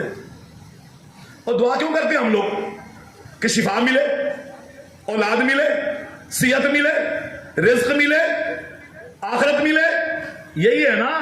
دعا اس لیے کی جاتی ہے نا. اور اگر کچھ ہونا ہی کوئی نہیں, دعا کرنے سے کچھ بدلنا ہے کوئی نہیں, پھر دعا کرنے کا واسطے جی, پھر دعا کرنے کا فائدہ کیا ہے؟ پھر مانگنے کا, رونے کا, گڑ گڑانے کا فائدہ کیا ہے؟ اللہ کے نبی فرماتے ہیں کہ اللہ سے مانگا کرو، یقین سے مانگا کرو، توجہ سے مانگا کرو. اس لیے میرے بھائی تقدیر کیا ہو سکتے تبدیل، اور تبدیل کون کرنے والے ہیں؟ اللہ کی ذات. سورۃ رعد کی ایک آیت ہے، اس آیت کی تفسیر حافظ عبدالسلام بھٹوی حافظ رحمہ اللہ فوت ہو گئے ہیں، جو مرید کے میں پڑھاتے تھے، بہت بڑے ہمارے عالم دین تھے، ابھی قریب 2-1 سال ہوئے غالباً وہ فوت ہوئے ہیں. حافظ عبدالسلام بھٹوی صاحب، انہوں نے قرآن مجید کی تفسیر بڑی شاندار تفسیر لکھی ہے، 4 جلدوں میں ہے، تفسیر القرآن الکریم. اگر آپ نے قرآن کو سمجھنا ہے نا مختصر عبارت کے ساتھ، تو ان کی تفسیر ضرور پڑھیے. نیٹ پہ بھی موجود ہے، مارکیٹ میں بھی مل جاتے، تفسیر القرآن کے نام سے. سورۃ رعد 13ویں پارے کے آخری صفحے پہ آخری رکوع میں ایک آیت ہے، یمحو اللہ ما یشاء ویثبت وعندہ ام الکتاب. اس کا ترجمہ کیا ہے؟ یمحو اللہ ما یشاء، اللہ جو چاہتے ہیں مٹا دیتے ہیں، جو چاہتے ہیں. وَيُثْبِتْ، اور جس کو چاہتے ہیں، جو چیز چاہتے ہیں اللہ اس میں ثابت کر دیتے ہیں. وَعِنْدَهُ أُمُّ الْكِتَابِ، لوح محفوظ کے بول ہے اللہ کو. یہ قرآن کی آیت کا ترجمہ ہے. یمحو اللہ ما یشاء ویثبت، اللہ مٹا دیتے ہیں جو چاہتے ہیں، اور جو چاہتے ہیں ثابت کر دیتے ہیں. لوح محفوظ کس کے پاس ہے؟ اللہ کے پاس ہے. یہ آیت کی تفسیر میں حافظہ فرماتے ہیں کہ اس سے یہ معلوم ہوتا ہے کہ اللہ رب العالمین تقدیر کو دعاؤں کے ذریعے کیا کرتے ہیں؟ تبدیل کر دیتے ہیں، کیونکہ اختیار کس کے پاس ہے؟ اللہ کے پاس ہے. فعال لما یرید لا یسأل عما یفعل، جو وہ کرنا چاہے کوئی پوچھنے والا ہے کوئی نہیں. یہ نہیں پوچھنا ہے، کوئی پوچھنے والا نہیں ہے، کوئی روکنے والا نہیں ہے. دنیا میں وہی ہونا جو میرے اللہ نے چاہنا ہے. اس لیے میرے بھائی زور شور سے دعا کیا کرو، اللہ سے دعا کیا کرو، یہ کہہ کے دعا کیا کرو، اللہ جو میرے نصیب میں ایسے فیصلے تیرے موجود ہیں، میرے نصیب میں کوئی ایسے کام موجود ہیں جو میرے لیے دین و دنیا اور آخرت کے لحاظ سے بربادی کا سبب بننے والے، اللہ مجھے بچا، اللہ انہیں دور کر، اللہ مجھے محفوظ فرما، اللہ مجھے بھی خیر پہ چلنے والا بنا، میری اولاد کو بھی خیر پہ چلنے والا بنا. اور یہ میرے یہ چند باتیں تھی تقدیر کے حوالے سے. اور یاد رہے کہ تقدیر کے حوالے سے نبی کریم صلی اللہ علیہ وسلم کا ایک فرمان موجود ہے کہ اس پر زیادہ بحث نہ کیا کرو. اس کی گہرائی میں بھی آپ کو صرف موٹی موٹی باتیں بتائی ہیں، جو اس کی گہرائی میں جائیں گے نا تو عام سمجھ نہیں آتی ہیں، اتنی گہری باتیں ہیں وہ. اللہ کے نبی صلی اللہ علیہ وسلم ایک دن مسجد میں تشریف لائے. جناب ابو ہریرہ بیان فرماتے ہیں رضی اللہ تعالیٰ عنہ، اللہ کے نبی گھر سے نکلے، مسجد میں آئے، صحابہ بیٹھے ہوئے تھے، تقدیر پہ بحث کر رہے تھے. تو توجہ کرنا میرے بھائی، تقدیر پہ بحث کر رہے تھے. اللہ کے نبی نے جب دیکھا تو اتنے غصے ہوئے، صحابی کہتے ہیں منظر کھینچا کہ اللہ کے نبی صلی اللہ علیہ وسلم کا چہرہ مبارک یوں سرخ ہو گیا جیسے لال انار آپ کے چہرے پہ نچوڑ دیا گیا ہو. اتنے غصے میں آئے کہ چہرہ سرخ ہو گیا. آپ نے فرمایا ابھی حاذا امرتم، کیا تمہیں اسی بات کا حکم دیا گیا کہ تقدیر پہ بحث کرو؟ کیا میں یہی پیغام دے کے بھیجا گیا ہوں کہ تقدیر پہ تم بیٹھ کے جھگڑا کرو، لڑو تم؟ اور تقدیر اللہ کا علم ہے، یہ غیب کا معاملہ ہے، یہ کس کے حوالے کرو؟ اللہ کے. آپ اپنی کوشش کرو، دعا کرو، خیر کا راستہ اختیار کرو، آگے بڑھنے کی کوشش کرو. اس میں باس، اس کی گہرائی، اس کو کریدنے کی کوشش نہ کرو. تمہارے لیے میدان کھلا ہے. نماز، روزہ، حج، زکات، صدقہ، خیرات، قرآن تلاوت، استغفار، تسبیح، تحمید، توکل، یہ ساری چیزیں تمہارے سامنے، پورا میدان کا میدان پڑا ہوا ہے. عمل کیجئے، اللہ رب العالمین تمہارے لیے آسانی فرمائے. اب آخری بات میرے بھائی، آخری بات، اور وہ کیا ہے کہ اللہ کی تقدیر ہمارے منصوبوں پہ کیا ہوتی ہے؟ غالب ہوتی. اس والے سے ایک چیز ذہن میں پڑے رہے، ہمیں یہ چیز سمجھنی چاہیے کہ یہ دنیا آزمائش کا گھر ہے. کس کا گھر ہے؟ آزمائش کا گھر ہے. اور یہاں پر ہر ایک کی آزمائش ہو رہی ہے اور ہونی ہے.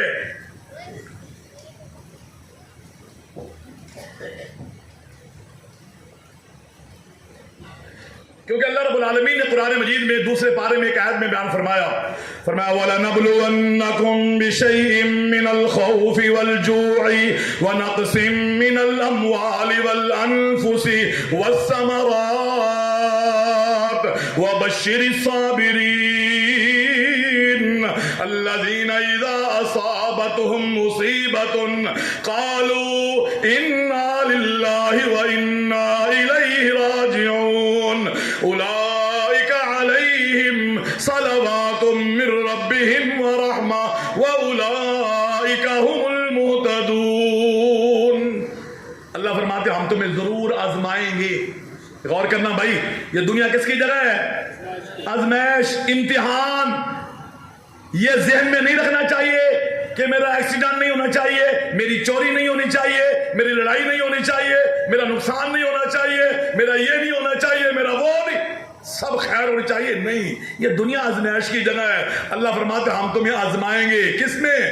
वलनबलुवन्नकुम बिशैइन मिनल खौफ, खौफ देंगे। दुश्मन का खौफ हो सकता है, हमसाये का खौफ हो सकता है, मार्केट में मुकाबला करने वाले का खौफ हो सकता है। इस खौफ में हम तुम्हें आजमाएंगे। तुम जाते किधर हो, करते क्या हो? अल्लाह की तरफ आते हो या अंगूठियां नगीने पहन लेते हो, तावीज बांध लेते हो? करते क्या हो? किसके पास जाते हो? तुम्हारी सोच क्या है? हालात खौफ में रब्बुल आलमीन तुम्हें आजमाने वाले हैं। इस खौफ में रब्बुल आलमीन से राब्ता करते हो या अल्लाह का दर छोड़ करके कहीं और जाते हो? नंबर एक, अल्लाह फरमाते हैं नंबर दो, हम तुम्हें भूख दे देंगे। क्या मतलब है? कारोबार नहीं चलेगा, नुकसान हो जाएगा। अभी सैलाब आया है, बुनीर के अंदर जाकर के देखिए, मंगोरा मर्दान में जाकर के देखिए, केपेकी में जाकर के देखिए, आजाद कश्मीर में जाकर के देखिए, लाखों करोड़ों के मालिक जो है आज भिखारी बने खड़े हैं। आज खैमे नहीं है, खाने के लिए रोटी नहीं है, पूरा पूरा खानदान जो है सैलाब की नजर हो गया है। अल्लाह फरमाते हम तुम्हें आजमाएंगे। भूख के जरिए, कारोबार नहीं मिल रहा, मजदूरी नहीं मिल रही है, मजदूरी नहीं, हम तुम्हें आजमाएंगे कि क्या करते हो, किधर जाते हो, रास्ता क्या अपनाते हो। पीर साहब पता नहीं कारोबार किसने बंद देता है, मुझे लगता है किसी ने क्या कर दिया, तावीज कर दिए हैं। अल्लाह आजमा रहे हैं। अल्लाह के बंदे, क्या हो गया तुझे? हर काम वो जादूगारी करने वाला है? ये अल्लाह जो फरमा रहे हम तुम्हें आजमाने वाले हैं, तो रब्बुल आलमीन की तरफ आना। व नक्सिम मिनल अमवालि वल अनफुस वस्समरात। कभी मौतें, एक फौत हो गया, दूसरा फौत हो गया, तीसरा फौत हो गया, कभी जानवर मरना शुरू हो जाए, कभी कारोबार में नुकसान शुरू हो जाए, कभी आग लग जाए, कभी चोरी हो जाए, कभी डकैती हो जाए, कभी कई नुकसान, कभी चीज का रेट गिर जाए। ये हो सकता है। हम तुम्हें आजमाएंगे। वबश्शिर साबिरीन। खुशखबरी किसके लिए है? सबर। सबर क्या होता है? काबू में रखो अपने आप को, हौसला करो यार, हौसला करो। और मेरी तो दुनिया अंधेरी हो गई है, मैं तो उजड़ गया हूं, मैं तो लुटे गया हूं, मेरा तो सब कुछ बर्बाद हो गया है, अब मरने के अलावा कोई रास्ता कोई नहीं। चलो जाओ, पटरी पे जाकर लेटते हैं, खुदकुशी करते हैं। चलो बिजली के जो तारे हैं उसमें हाथ देते हैं, शू के अंदर हाथ देते हैं, अपने आप को मौत के हवाले करते, गले में फंदा लेते हैं, अपने आप को गोली मारते हैं, जहर पी लेते हैं, जिंदगी का खात्मा करते हैं। इनके लिए कोई खुशखबरी? बर्बादी, बर्बादी, तबाही, नुकसान आला नुकसान, जलाला आला जलाला, जुल्मातुम बादुहा फौका बाद। और समझ मेरे भाई और मेरे जवान भाई, मेरे बुजुर्ग, नुकसान हो जाए, बड़े से बड़ा हादसा हो जाए, सब्र कर, हौसला कर। क्या हो गया? किसने दिया था? अल्लाह ने। ले लिया है तो कोई मसला नहीं है। क्या हो गया? उस अल्लाह ने ले लिया, दोबारा दे देंगे, नहीं भी देंगे तो कोई नहीं, अल्लाह के फैसलों पे हम राजी हैं। अल्लाह ने हमें कहा है जब मुसीबत है तो क्या कहना है? इन्ना लिल्लाहि व इन्ना इलैहि राजिऊन। हम अल्लाह के ही है, उसी अल्लाह के पास हमने जाना है। ये है ना, भाई फौत हो गया, बेटा फौत हो गया, अब्बा फौत हो गया, मेरा बाजू मजबूत बाजू था, मेरा साथ खड़ा होने वाला था, दोस्त था, चला गया है। तो जब जबान से कहे अल्लाह ये आ गया है ना, तो कोई नहीं, मैं भी तैयार हूं, मैं भी क्या हूं, सबर कर।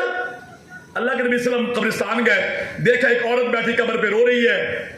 آپ نے پوچھا کیا ہوا؟ اس کو بتایا کہ اس کا بیٹا فوت ہو گیا ہے. اللہ کے نبی قریب گئے، جا کر کہا اتق اللہ وصبری، اللہ کے بندی اللہ کو ڈر، اللہ کو ڈر، اللہ کو مانگ، صبر کر، حوصلہ کر. مائی بڑے غم میں تھی، بڑے صدمے میں تھی. کہنے لگی آپ جاؤ، انک لم تصب مثلی، آپ کو نہیں پتا کہ میرے ساتھ کیا گزری ہے. اللہ کے نبی سمجھ گئے کہ مائی صدمے کے اندر ہے. آپ چلے گئے، پیچھے سے صحابہ آئے، انہوں نے کہا اللہ کے نبی نے تمہیں کیا کہا؟ اچھا اللہ کے نبی تھے، مجھے پتا نہیں چلا، مجھے اندازہ نہیں ہوا. اس کو غلطی کا احساس ہوا. وہ فرماتی ہے، میں صحیح بخاری کی روایت ہے، میں وہاں سے اٹھی، اللہ کے نبی کے گھر میں گئی، میں نے جا کر کے معذرت کی، یا رسول اللہ مجھے معلوم نہیں ہو سکا، مجھے پتا نہیں چلا کہ نصیحت کرنے والے آپ تھے، میں نے اس طرح کے الفاظ بول دیے، ذرا مجھے معاف کرنا، میں معذرت کے لیے آئی ہوں. اللہ کے نبی نے جملہ بیان کیا تھا، صحیح بخاری کی روایت ہے، فرمایا اللہ کی بندی سن، الصبر عند الصدمۃ الاولی، صبر وہ ہوتا ہے جب نقصان ہو، حادثہ ہو تو اپنے آپ کو قابو میں رکھو، حوصلہ کرو، یہ صبر ہے. یہ رو دھو کر کے، یہ مار پیٹ کر کے، یہ ماتم کر کے بعد میں ہون حوصلہ ہے، ہون صبر ہے. ہاں جی راضی ہیں جی امر ربی، یہ پہلے جو ڈرامہ کیا وہ کیا تھا؟ یہ امر ربی اب ہے، پہلے بھی تو امر ربی تھا نا، تو پہلے بھی قابو رکھتا آپ نے آپ کو. اس لیے میرے بھائی پہلے تو یہ ذہن بناؤ کہ دنیا میں یہ امتحان ہوں گے، یہ آزمائشیں آئیں گی، یہ نقصانات ہوں گے. اور قرآن میں اللہ فرماتے ہیں، سورۃ عنکبوت کی دوسری آیت ہے، حسب الناس ان یترکوا ان یقولوا آمنا وهم لا یفتنون. لوگ کیا سمجھتے ہیں کہ انہوں نے کہہ دیا آمنا، ہم ایمان لے آئے، اب ان کا امتحان نہیں ہوگا. آمنا کا معنی کیا ہے؟ اللہ تیرے فیصلوں پہ راضی ہیں، اللہ ہم تیرے پر یقین رکھتے ہیں، تو ہی دینے والا، تو ہی لینے والا، تو علی کل شیء قدیر ہے، تو دیکھنے والا، سننے والا، جاننے والا، دینے والا، پکڑنے والا، قوت والا، اللہ تو ہے، ہمارا تیرے اوپر ایمان. اللہ فرماتے خالی آمنا کہنے سے گل کوئی نہیں بڑھنی، امتحان ضروری ہے، امتحان ضرور. اور پھر جب امتحان ہوتا ہے تو پھر اسی لین تے پہنچے ہونے ہیں، پٹری دے انتظار کر رہے ہیں ٹرین کب آئے گی، پھر ہم زہر پی رہے ہوتے ہیں، پھر ہم آپ کو گولی مار رہے ہوتے ہیں، تو امتحان کہاں گیا؟ امتحان میں کیا ہو گیا؟ ناکام. اور جو امتحان میں ناکام ہوتا ہے اس کو کچھ حاصل ہوتا، اس کو انعام کوئی نہیں ملتا، اس کو کھلے لگتے ہوتے ہیں، چھتر لگتے ہیں اس کو. جو ناکام ہوتا ہے اس کو انعام، اس کو تمغہ، اس کو اعزاز، اس کی حوصلہ افزائی نہیں ہوتی جو ناکام ہوتا ہے. اس لیے میرے بھائی جب تکلیف آئے نا تو صبر کیا کرو، کوئی ایسا کام نہ کرو جو شریعت کے خلاف ہو. اب آئی دوسری بات میرے بھائی اس حوالے سے کہ اللہ نے جو تقدیر میں لکھا ہے نا وہی ہونا ہے. ہم نے اپنے طور پہ کوشش کرنی ہے، ہم نے اپنا کو بچانے کی کوشش کرنی ہے، آگے بڑھنے کی کوشش کرنی ہے. اب اس کے بعد نتیجہ کس کے والے ہیں؟ اللہ کے والے ہیں. کچھ مل جائے تو چنگی گل ہے، جال ہم نے لگا دی ہے، کوئی بٹیرا پھنس گیا تھا، آ گیا تھا، آ گیا، نہیں آیا تھا، اللہ دی مرضی، کیا کر سکتے. ہم نے دریا میں جال پھینکی تھی لیکن جال میں کچھ نہیں آیا، تو ٹھیک ہے جی اللہ کا فیصلہ ہے، ہم اللہ کے فیصلے پہ کیا ہیں؟ راضی ہیں، اللہ کے فیصلے پہ راضی ہیں. اب یہ نہیں کہ کچھ نہیں ملا یا نقصان ہو گیا تو ہم اللہ پہ تنقید شروع کر دیں. مجھے تو سمجھ نہیں آتی وہ داتا کیسا ہے، وہ رحمان کیسا ہے، وہ رحیم کیسا ہے، اس کے خزانے کیسے ہیں، وہ دیتا کیسے ہے. کیا اس کو نظر نہیں آ رہا کہ میں 3 دن سے بھوکا ہوں، میرے گھر میں دوائی کے پیسے کوئی نہیں، میرے بچے بھوکے پیاسے پڑے ہوئے ہیں، ہم نے خیمہ لگایا ہوا ہے، اوپر سے بارشیں ہو رہی ہیں، کیا اللہ کو پتہ نہیں ہے وہ رحمان کیسا ہے، وہ رحیم کیسا ہے؟ نا نا نا نا نا میرے بھائی، یہ جملے بولو گے تو پہلے بھی کچھ نہیں رہا ہے نا، الٹا برباد ہو جاؤ گے، ایمان ختم ہو جائے گا. اللہ کے فیصلوں میں حکمتیں ہوتی ہیں، اس کا ہمیں اندازہ نہیں ہوتا. اللہ کے فیصلوں میں کیا ہوتے میرے بھائی؟ حکمتیں، فائدے، لیکن ان فائدوں کا ہمیں معلوم نہیں ہوتا. میں صرف موٹی موٹی 2-3 مثالیں دیتا ہوں.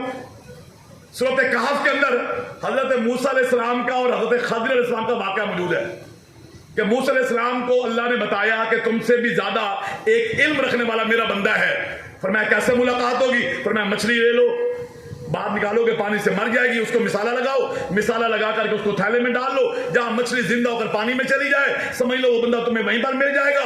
मूसा अलैहिस्सलाम अपने घर से अपने इलाके से रवाना हुए, गुलाम यूशा बिन नून को साथ लिया, चलते चलते एक जगह पर जाकर आराम किया, मछली जिंदा हुई, पानी में चली गई। गुलाम ने बाद में बताया जो मछली तो पानी में चली गई, अच्छा हमने वहीं पर तो जाना था। बहरहाल बात मुख्तर करते वापस आए, वहां पर देखे एक आदमी लेटे हुए हैं, उसको कहा अस्सलामु अलैकुम व रहमतुल्लाह। उसने कहा यहाँ पर सलाम कौन कहता है, हमारे इलाके में सलाम कहने वाला कोई नहीं है। तो मूसा अलैहिस्सलाम ने फरमाया जी मैं मूसा हूं। मैं कौन हूं? मूसा हूं। तो वो जो शख्सियत सोई हुई थी ना, उसने कहा मूसा बनी इसराइल, वो मूसा वही जो बनी इसराइल की तरफ पैगंबर बनकर गए। फरमाया हाँ मैं वही मूसा हूं। कहा कैसा आना हुआ?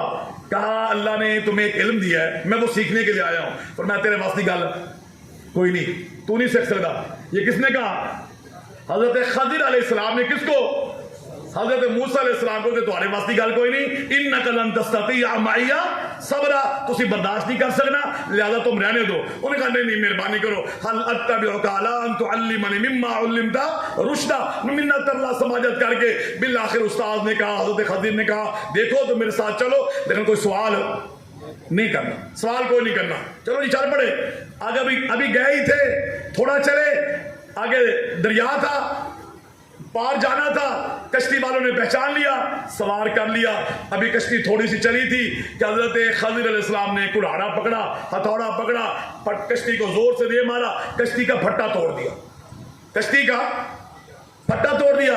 हजरत मूसा अलैहिस्सलाम गुस्से हो गए, हजरत ये आपने क्या किया है? इन्होंने हमें सवार किया, हमारी इज्जत की कि मौलवी साहब है, किराया नहीं लिया, किराया नहीं लिया, और आपने तो उनकी कश्ती तोड़ दी है, ये पानी अभी इसमें दाखिल हो जाएगा, ये सारे गर्क हो जाएंगे। हजरत खदिर ने याद दिलाया कि मैंने तुम्हें कहा था ना तुम्हारे वास्ते काम कोई नहीं, और मैंने शुरू में कहा था तुमने सवाल नहीं करना, फिर सवाल कर लिया ना। कहता बस हूं माफी दे दो, अगे नहीं सवाल करेगा। चल पे थोड़ा आगे गया, देखा बच्चे खेल रहे हैं। हजरत खदिर ने एक बच्चे को पकड़ा, उसकी गर्दन काट दी, खेलते बच्चे की गर्दन काट। मूसा अलैहिस्सलाम हैरान हो गए, अक़तलत नफ्सन ज़किय्यतन बिग़ैरि नफ्स, ओ अल्लाह के बंदे क्या किया आपने?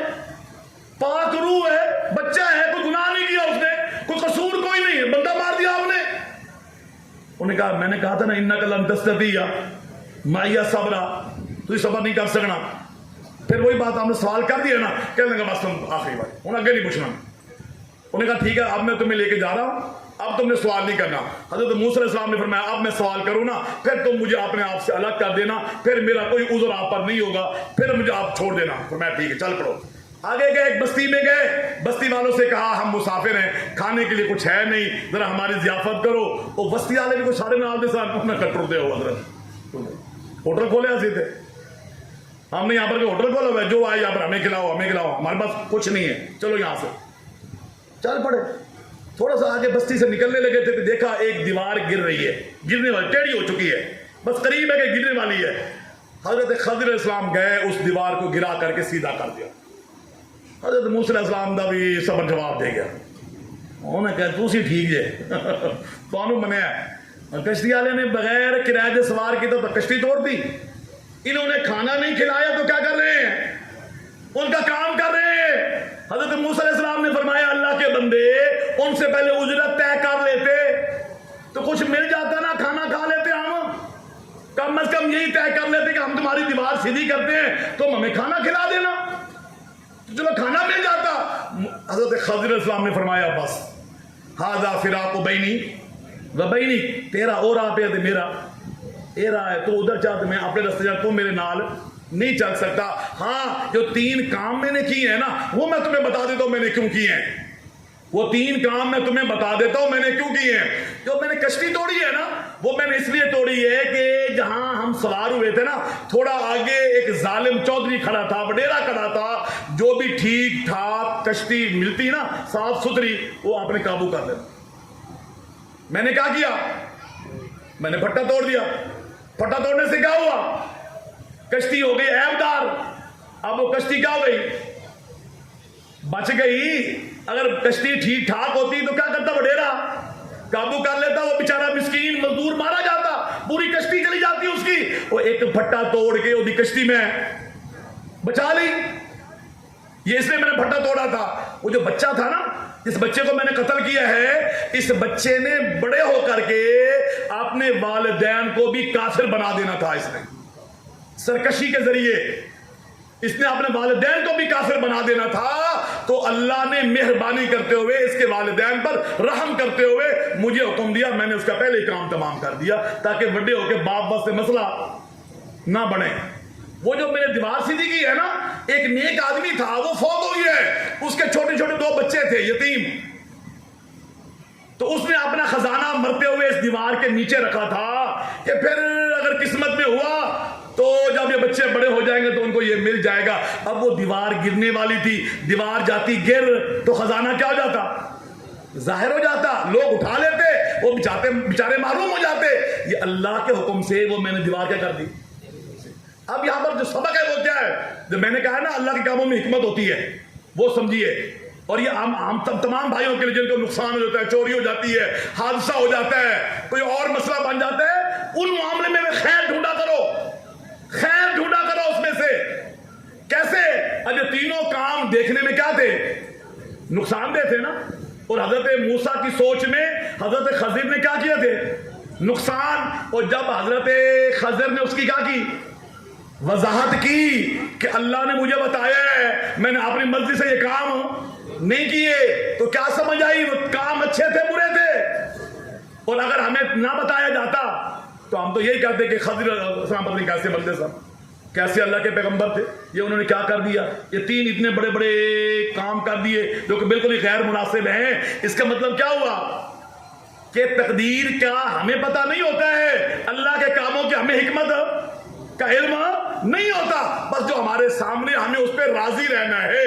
اور اللہ کے بندو، اللہ کے نبی کا بیٹا ہے، آپ کی زندگی کے آخری سال ہیں، آخری سال ہے، آخری بیٹا. 2 بیٹے پہلے فوت ہو گئے، تیسرا بیٹا ابراہیم 17 ماہ عمر ہے، آپ نے اس ہاتھ میں اٹھایا ہوا ہے، آخری سانس سے یجود بھی نفسی، زور زور کے تیز تیز سانس لے رہا ہے. اللہ کے نبی کی آنکھوں سے آنسو جاری ہیں. آپ فرماتے ہیں ان العین تدمع والقلب يحزن وانا بفراقك یا ابراہیم لمحزونون. اے بیٹا ابراہیم، تیرے جانے پہ میں غم زدہ بڑا ہوں، میرا دل جو ہے وہ بھی رو رہا، غم زدہ ہے، میرے آنکھوں سے آنسو جاری ہیں، لیکن میں اپنی زبان سے جملہ وہ بولوں گا جیسے میرا اللہ، میں بات وہ کروں گا جیسے میرا اللہ کیا ہو، راضی ہو. آپ کی بیٹی نے پیغام بھیجا کہ میرا بیٹا فوت ہونے والا، ذرا آپ تشریف لائیے.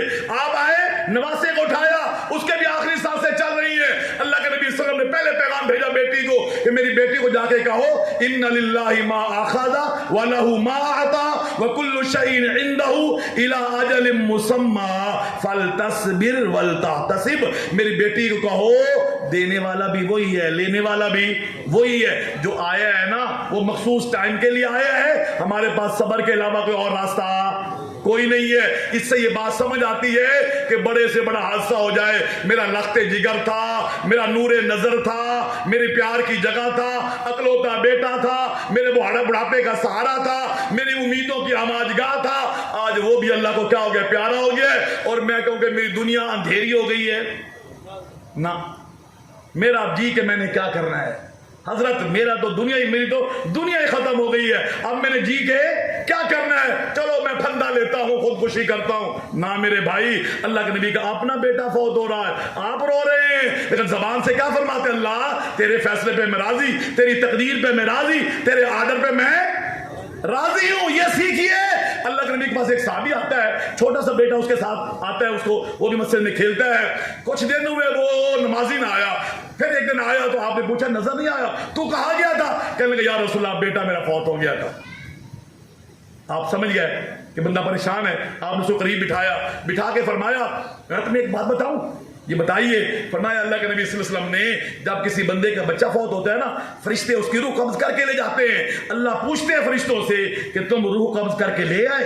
ہاں جی لے آئے. میرے بندے کے دل کے ٹکڑے کو تم لے آئے؟ ہاں جی لے آئے. اچھا یہ بتاؤ میرا بندہ کیا کہہ رہا تھا؟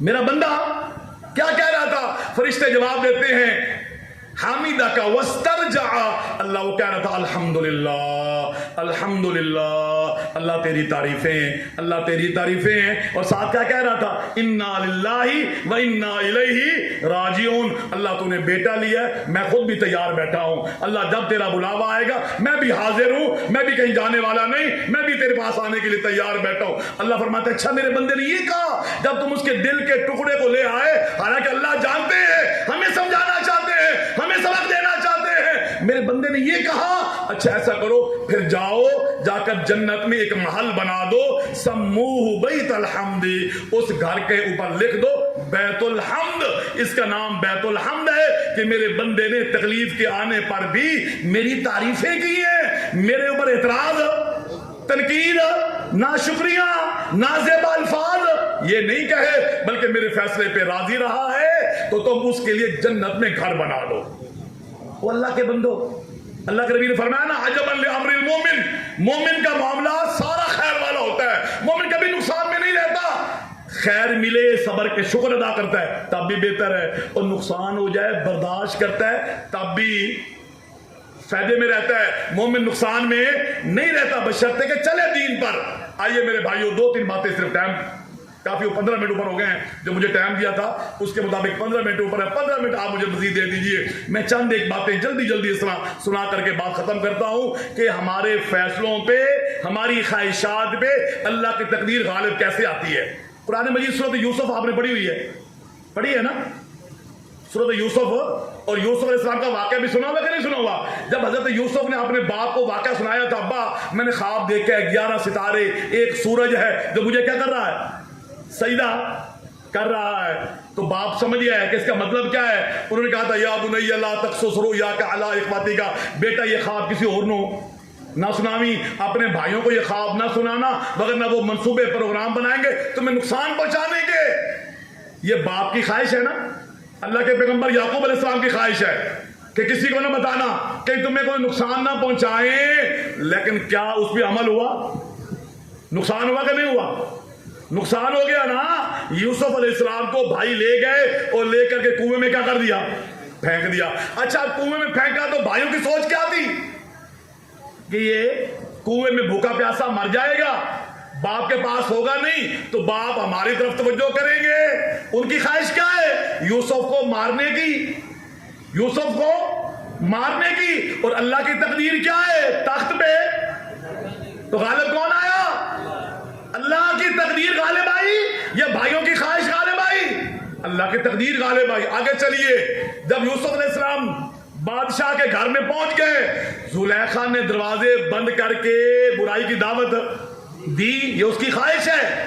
اور اللہ کی تقدیر کیا ہے کہ میرے بندے نے مجھ سے رابطہ کیا ہے, جناب یوسف بھاگے, اللہ دروازے کھولتے چلے گئے, اللہ دروازے کھولتے چلے گئے. زلیخا کی خواہش بری ہے اور اللہ کا فیصلہ کچھ اور ہے. غالب کون آیا, اللہ کی تقدیر غالب آئی, اللہ کی تقدیر غالب آئی.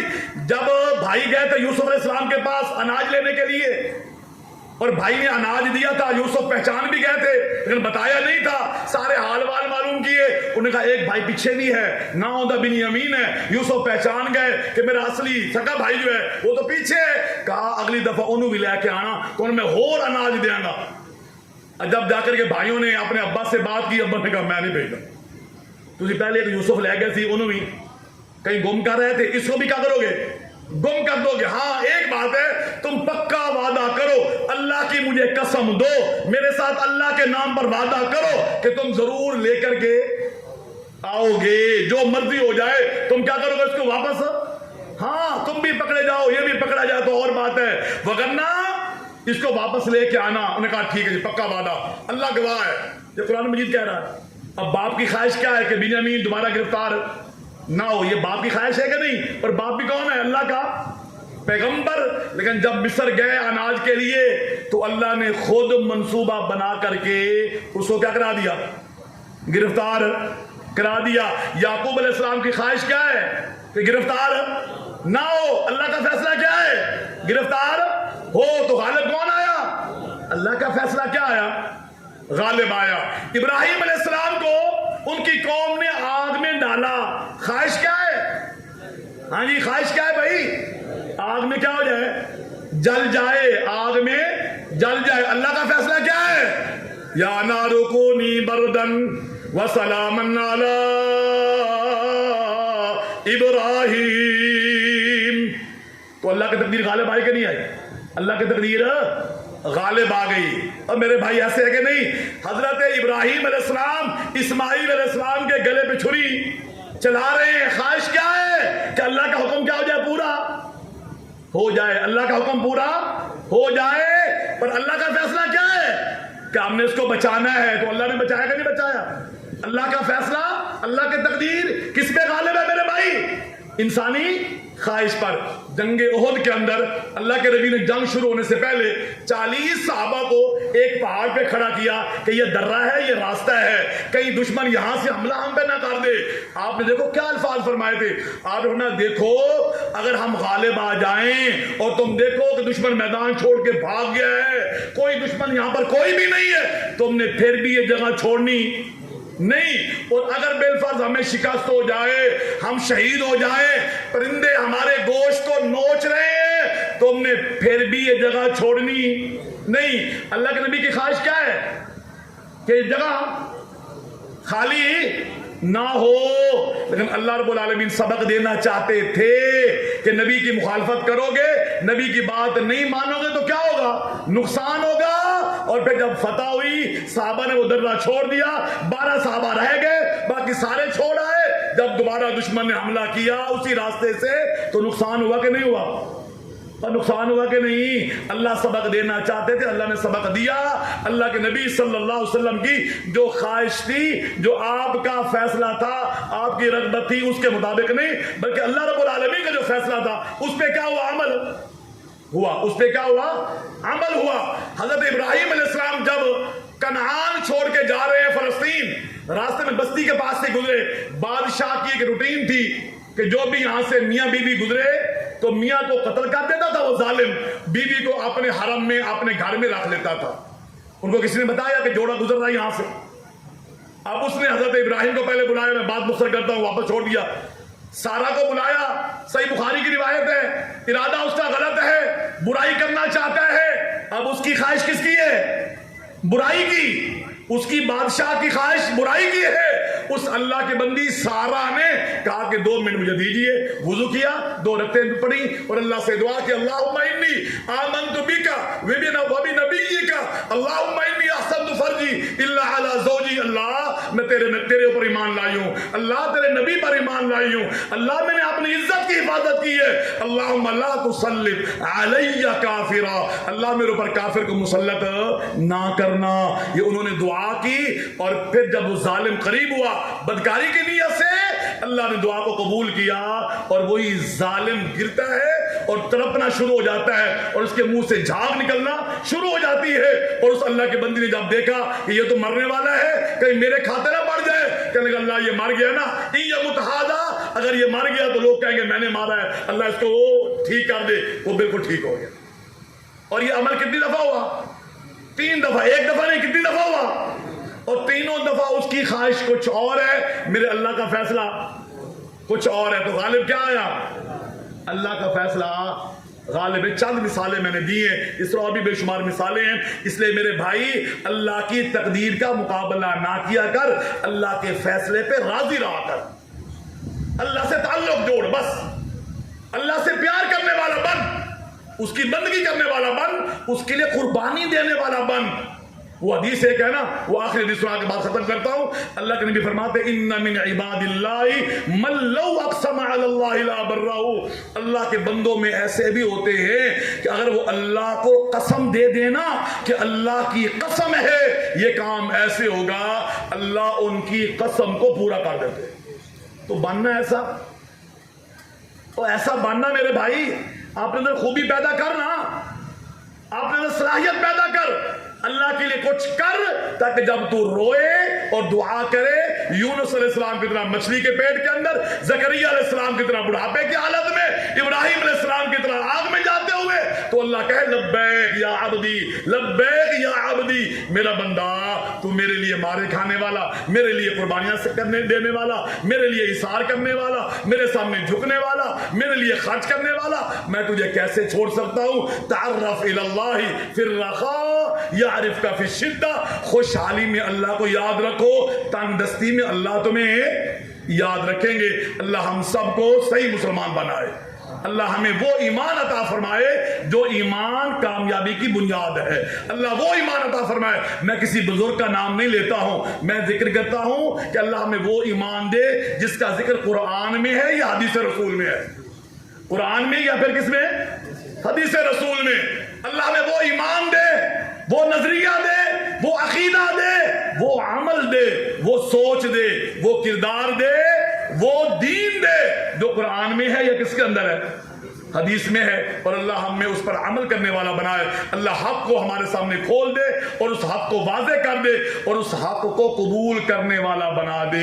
یہ قبریں، یہ مزار، یہ دربار، یہ زندہ مردہ پیر، یہ ننگ دھڑنگ ملنگ، اللہ کی قسم ہے ان کے پلے کچھ نہیں ہے۔ ان کے پاس جا کر کے اپنا ایمان مت ضائع کیجیے۔ میں نے پہلے بھی کئی دفعہ مثال دی ہے، آخر میں پھر کہتا ہوں، اگر کبھی کوئی بڑا سے بڑا آپ کو پیر مل جائے، گرمیوں کا موسم ہو، لینڈ کروزر میں پراڈو میں بیٹھا ہوا ہو، شیشہ بند کر کے اے سی خوب چلا کے بیٹھا ہو، آپ شیشے کے پاس کھڑے ہو کر کے 100 دفعہ بھی کہے کہ پیر سائیں، پیر سائیں، میری جان تواڈے تو قربان، میرے بال تواڈے تو قربان، میرا اے مسئلہ تے میرا او مسئلہ، پیر کہے گا مینوں سمجھ اوے آواز کوئی نہیں آندی بھائی، وہ بڑا آواز درمیان شیشے میں کوئی آواز کوئی نہیں آندی بھائی۔ اگر سامنے بیٹھا پیر تمہارے منہ کو بھی دیکھ رہا ہے، تمہارے چہرے کے حالات بھی پڑھ رہا ہے، تمہاری عاجزی بھی دیکھ رہا ہے، تمہارے ہلتے ہونٹ بھی دیکھ رہا ہے، اور پھر وہ صرف درمیان میں چند انچوں کا شیشہ دے کر وہ کہے کہ بلے اور بلے کچھ نہیں پیا، سمجھ کوئی نہیں آئی، تو قبر جا کے اب سن بھی رہا ہے، دیکھ بھی رہا ہے، جان بھی رہا ہے، کیا ہو گیا ہے؟ ہو کیا گیا تمہیں؟ کہاں جا رہے ہو؟ عقل کوئی نہیں ہے، شعور کوئی نہیں، سمجھ کوئی نہیں ہے۔ اللہ سچ فرماتے ہیں افلا تعقلون فانا تصرفون فاین تذهبون، کدھر جا رہے ہو؟ یہ اللہ کے الفاظ ہے قرآن مجید میں، سمجھتے کوئی نہیں تم، تو سمجھو اپنا ایمان بچاؤ۔ اللہ ہم سب کو باعمل مسلمان بنائے۔ جو کچھ کہا ہے یہ اللہ کی توفیق کے آپ کے سامنے چند باتیں پیش کی ہیں، اگر اس میں کہیں پر مجھ سے غلطی ہوئی ہے تو وہ میری طرف سے اور شیطان کی طرف سے ہے۔ اللہ اور اس کے رسول اور اس کی تعلیمات اس سے بری ہیں، اور اگر حق کہا ہے تو یہ اللہ کی توفیق سے ہے۔ اس امید کے ساتھ میں نے کہا ہے کہ اللہ مجھے بھی عمل کی توفیق عطا فرمائے، اللہ آپ کو بھی عمل کی توفیق عطا فرمائے۔ میرا بیان کرنا قطعاً کسی کی دل شکنی کرنا، دل آزاری کرنا، کسی پہ تنقید کرنا نہیں ہے۔ اللہ کی توحید کو، اللہ کے حق کو، اللہ کے ایمان کو صحیح طور پر کھول کر کے بیان کرنا ہے۔ کسی کی دل آزاری ہمارا منہج بھی نہیں ہے، ہمارا طریقہ بھی نہیں ہے، ہماری سوچ بھی نہیں ہے۔ ہم کھول کر کے حق کو بیان کرنے والے لوگ ہیں، کسی پر تنقید کرنے والے نہیں ہیں، ہر ایک کو سینے سے لگانے والے ہیں۔ ہماری بات کو مثبت انداز میں لیجئے، منفی انداز میں مت لیجئے۔ وآخر دعوانا ان الحمد للہ رب العالمین، سبحانک اللہم وبحمدک، اشہد ان لا الہ الا انت، استغفرک واتوب الیک۔ ساتھی تشریف رکھیں، 1 منٹ کے لیے بس ایک ضروری اعلان سن لیں۔ سب سے پہلے تو میں مقامی جماعت کی طرف سے جناب فضیلت شیخ عبدالستار مدنی حفظہ اللہ کے آنے کا شکریہ ادا کرتا ہوں کہ وہ تشریف لائے ہیں، اور دوسرا آپ لوگوں کا بھی میں شکریہ ادا کرتا ہوں کہ آپ تشریف لائے ہیں۔ اعلان یہ ہے کہ اگلے مہینے انشاءاللہ 16 ستمبر بروز منگل، 16 ستمبر بروز منگل اسی مسجد میں ہمارا پروگرام ہوگا، جو ہمارے ہاں سب سے بڑا پروگرام مانا جاتا ہے۔ جناب فضیلت شیخ سبتین شنقی صاحب تشریف لا رہے ہیں انشاءاللہ۔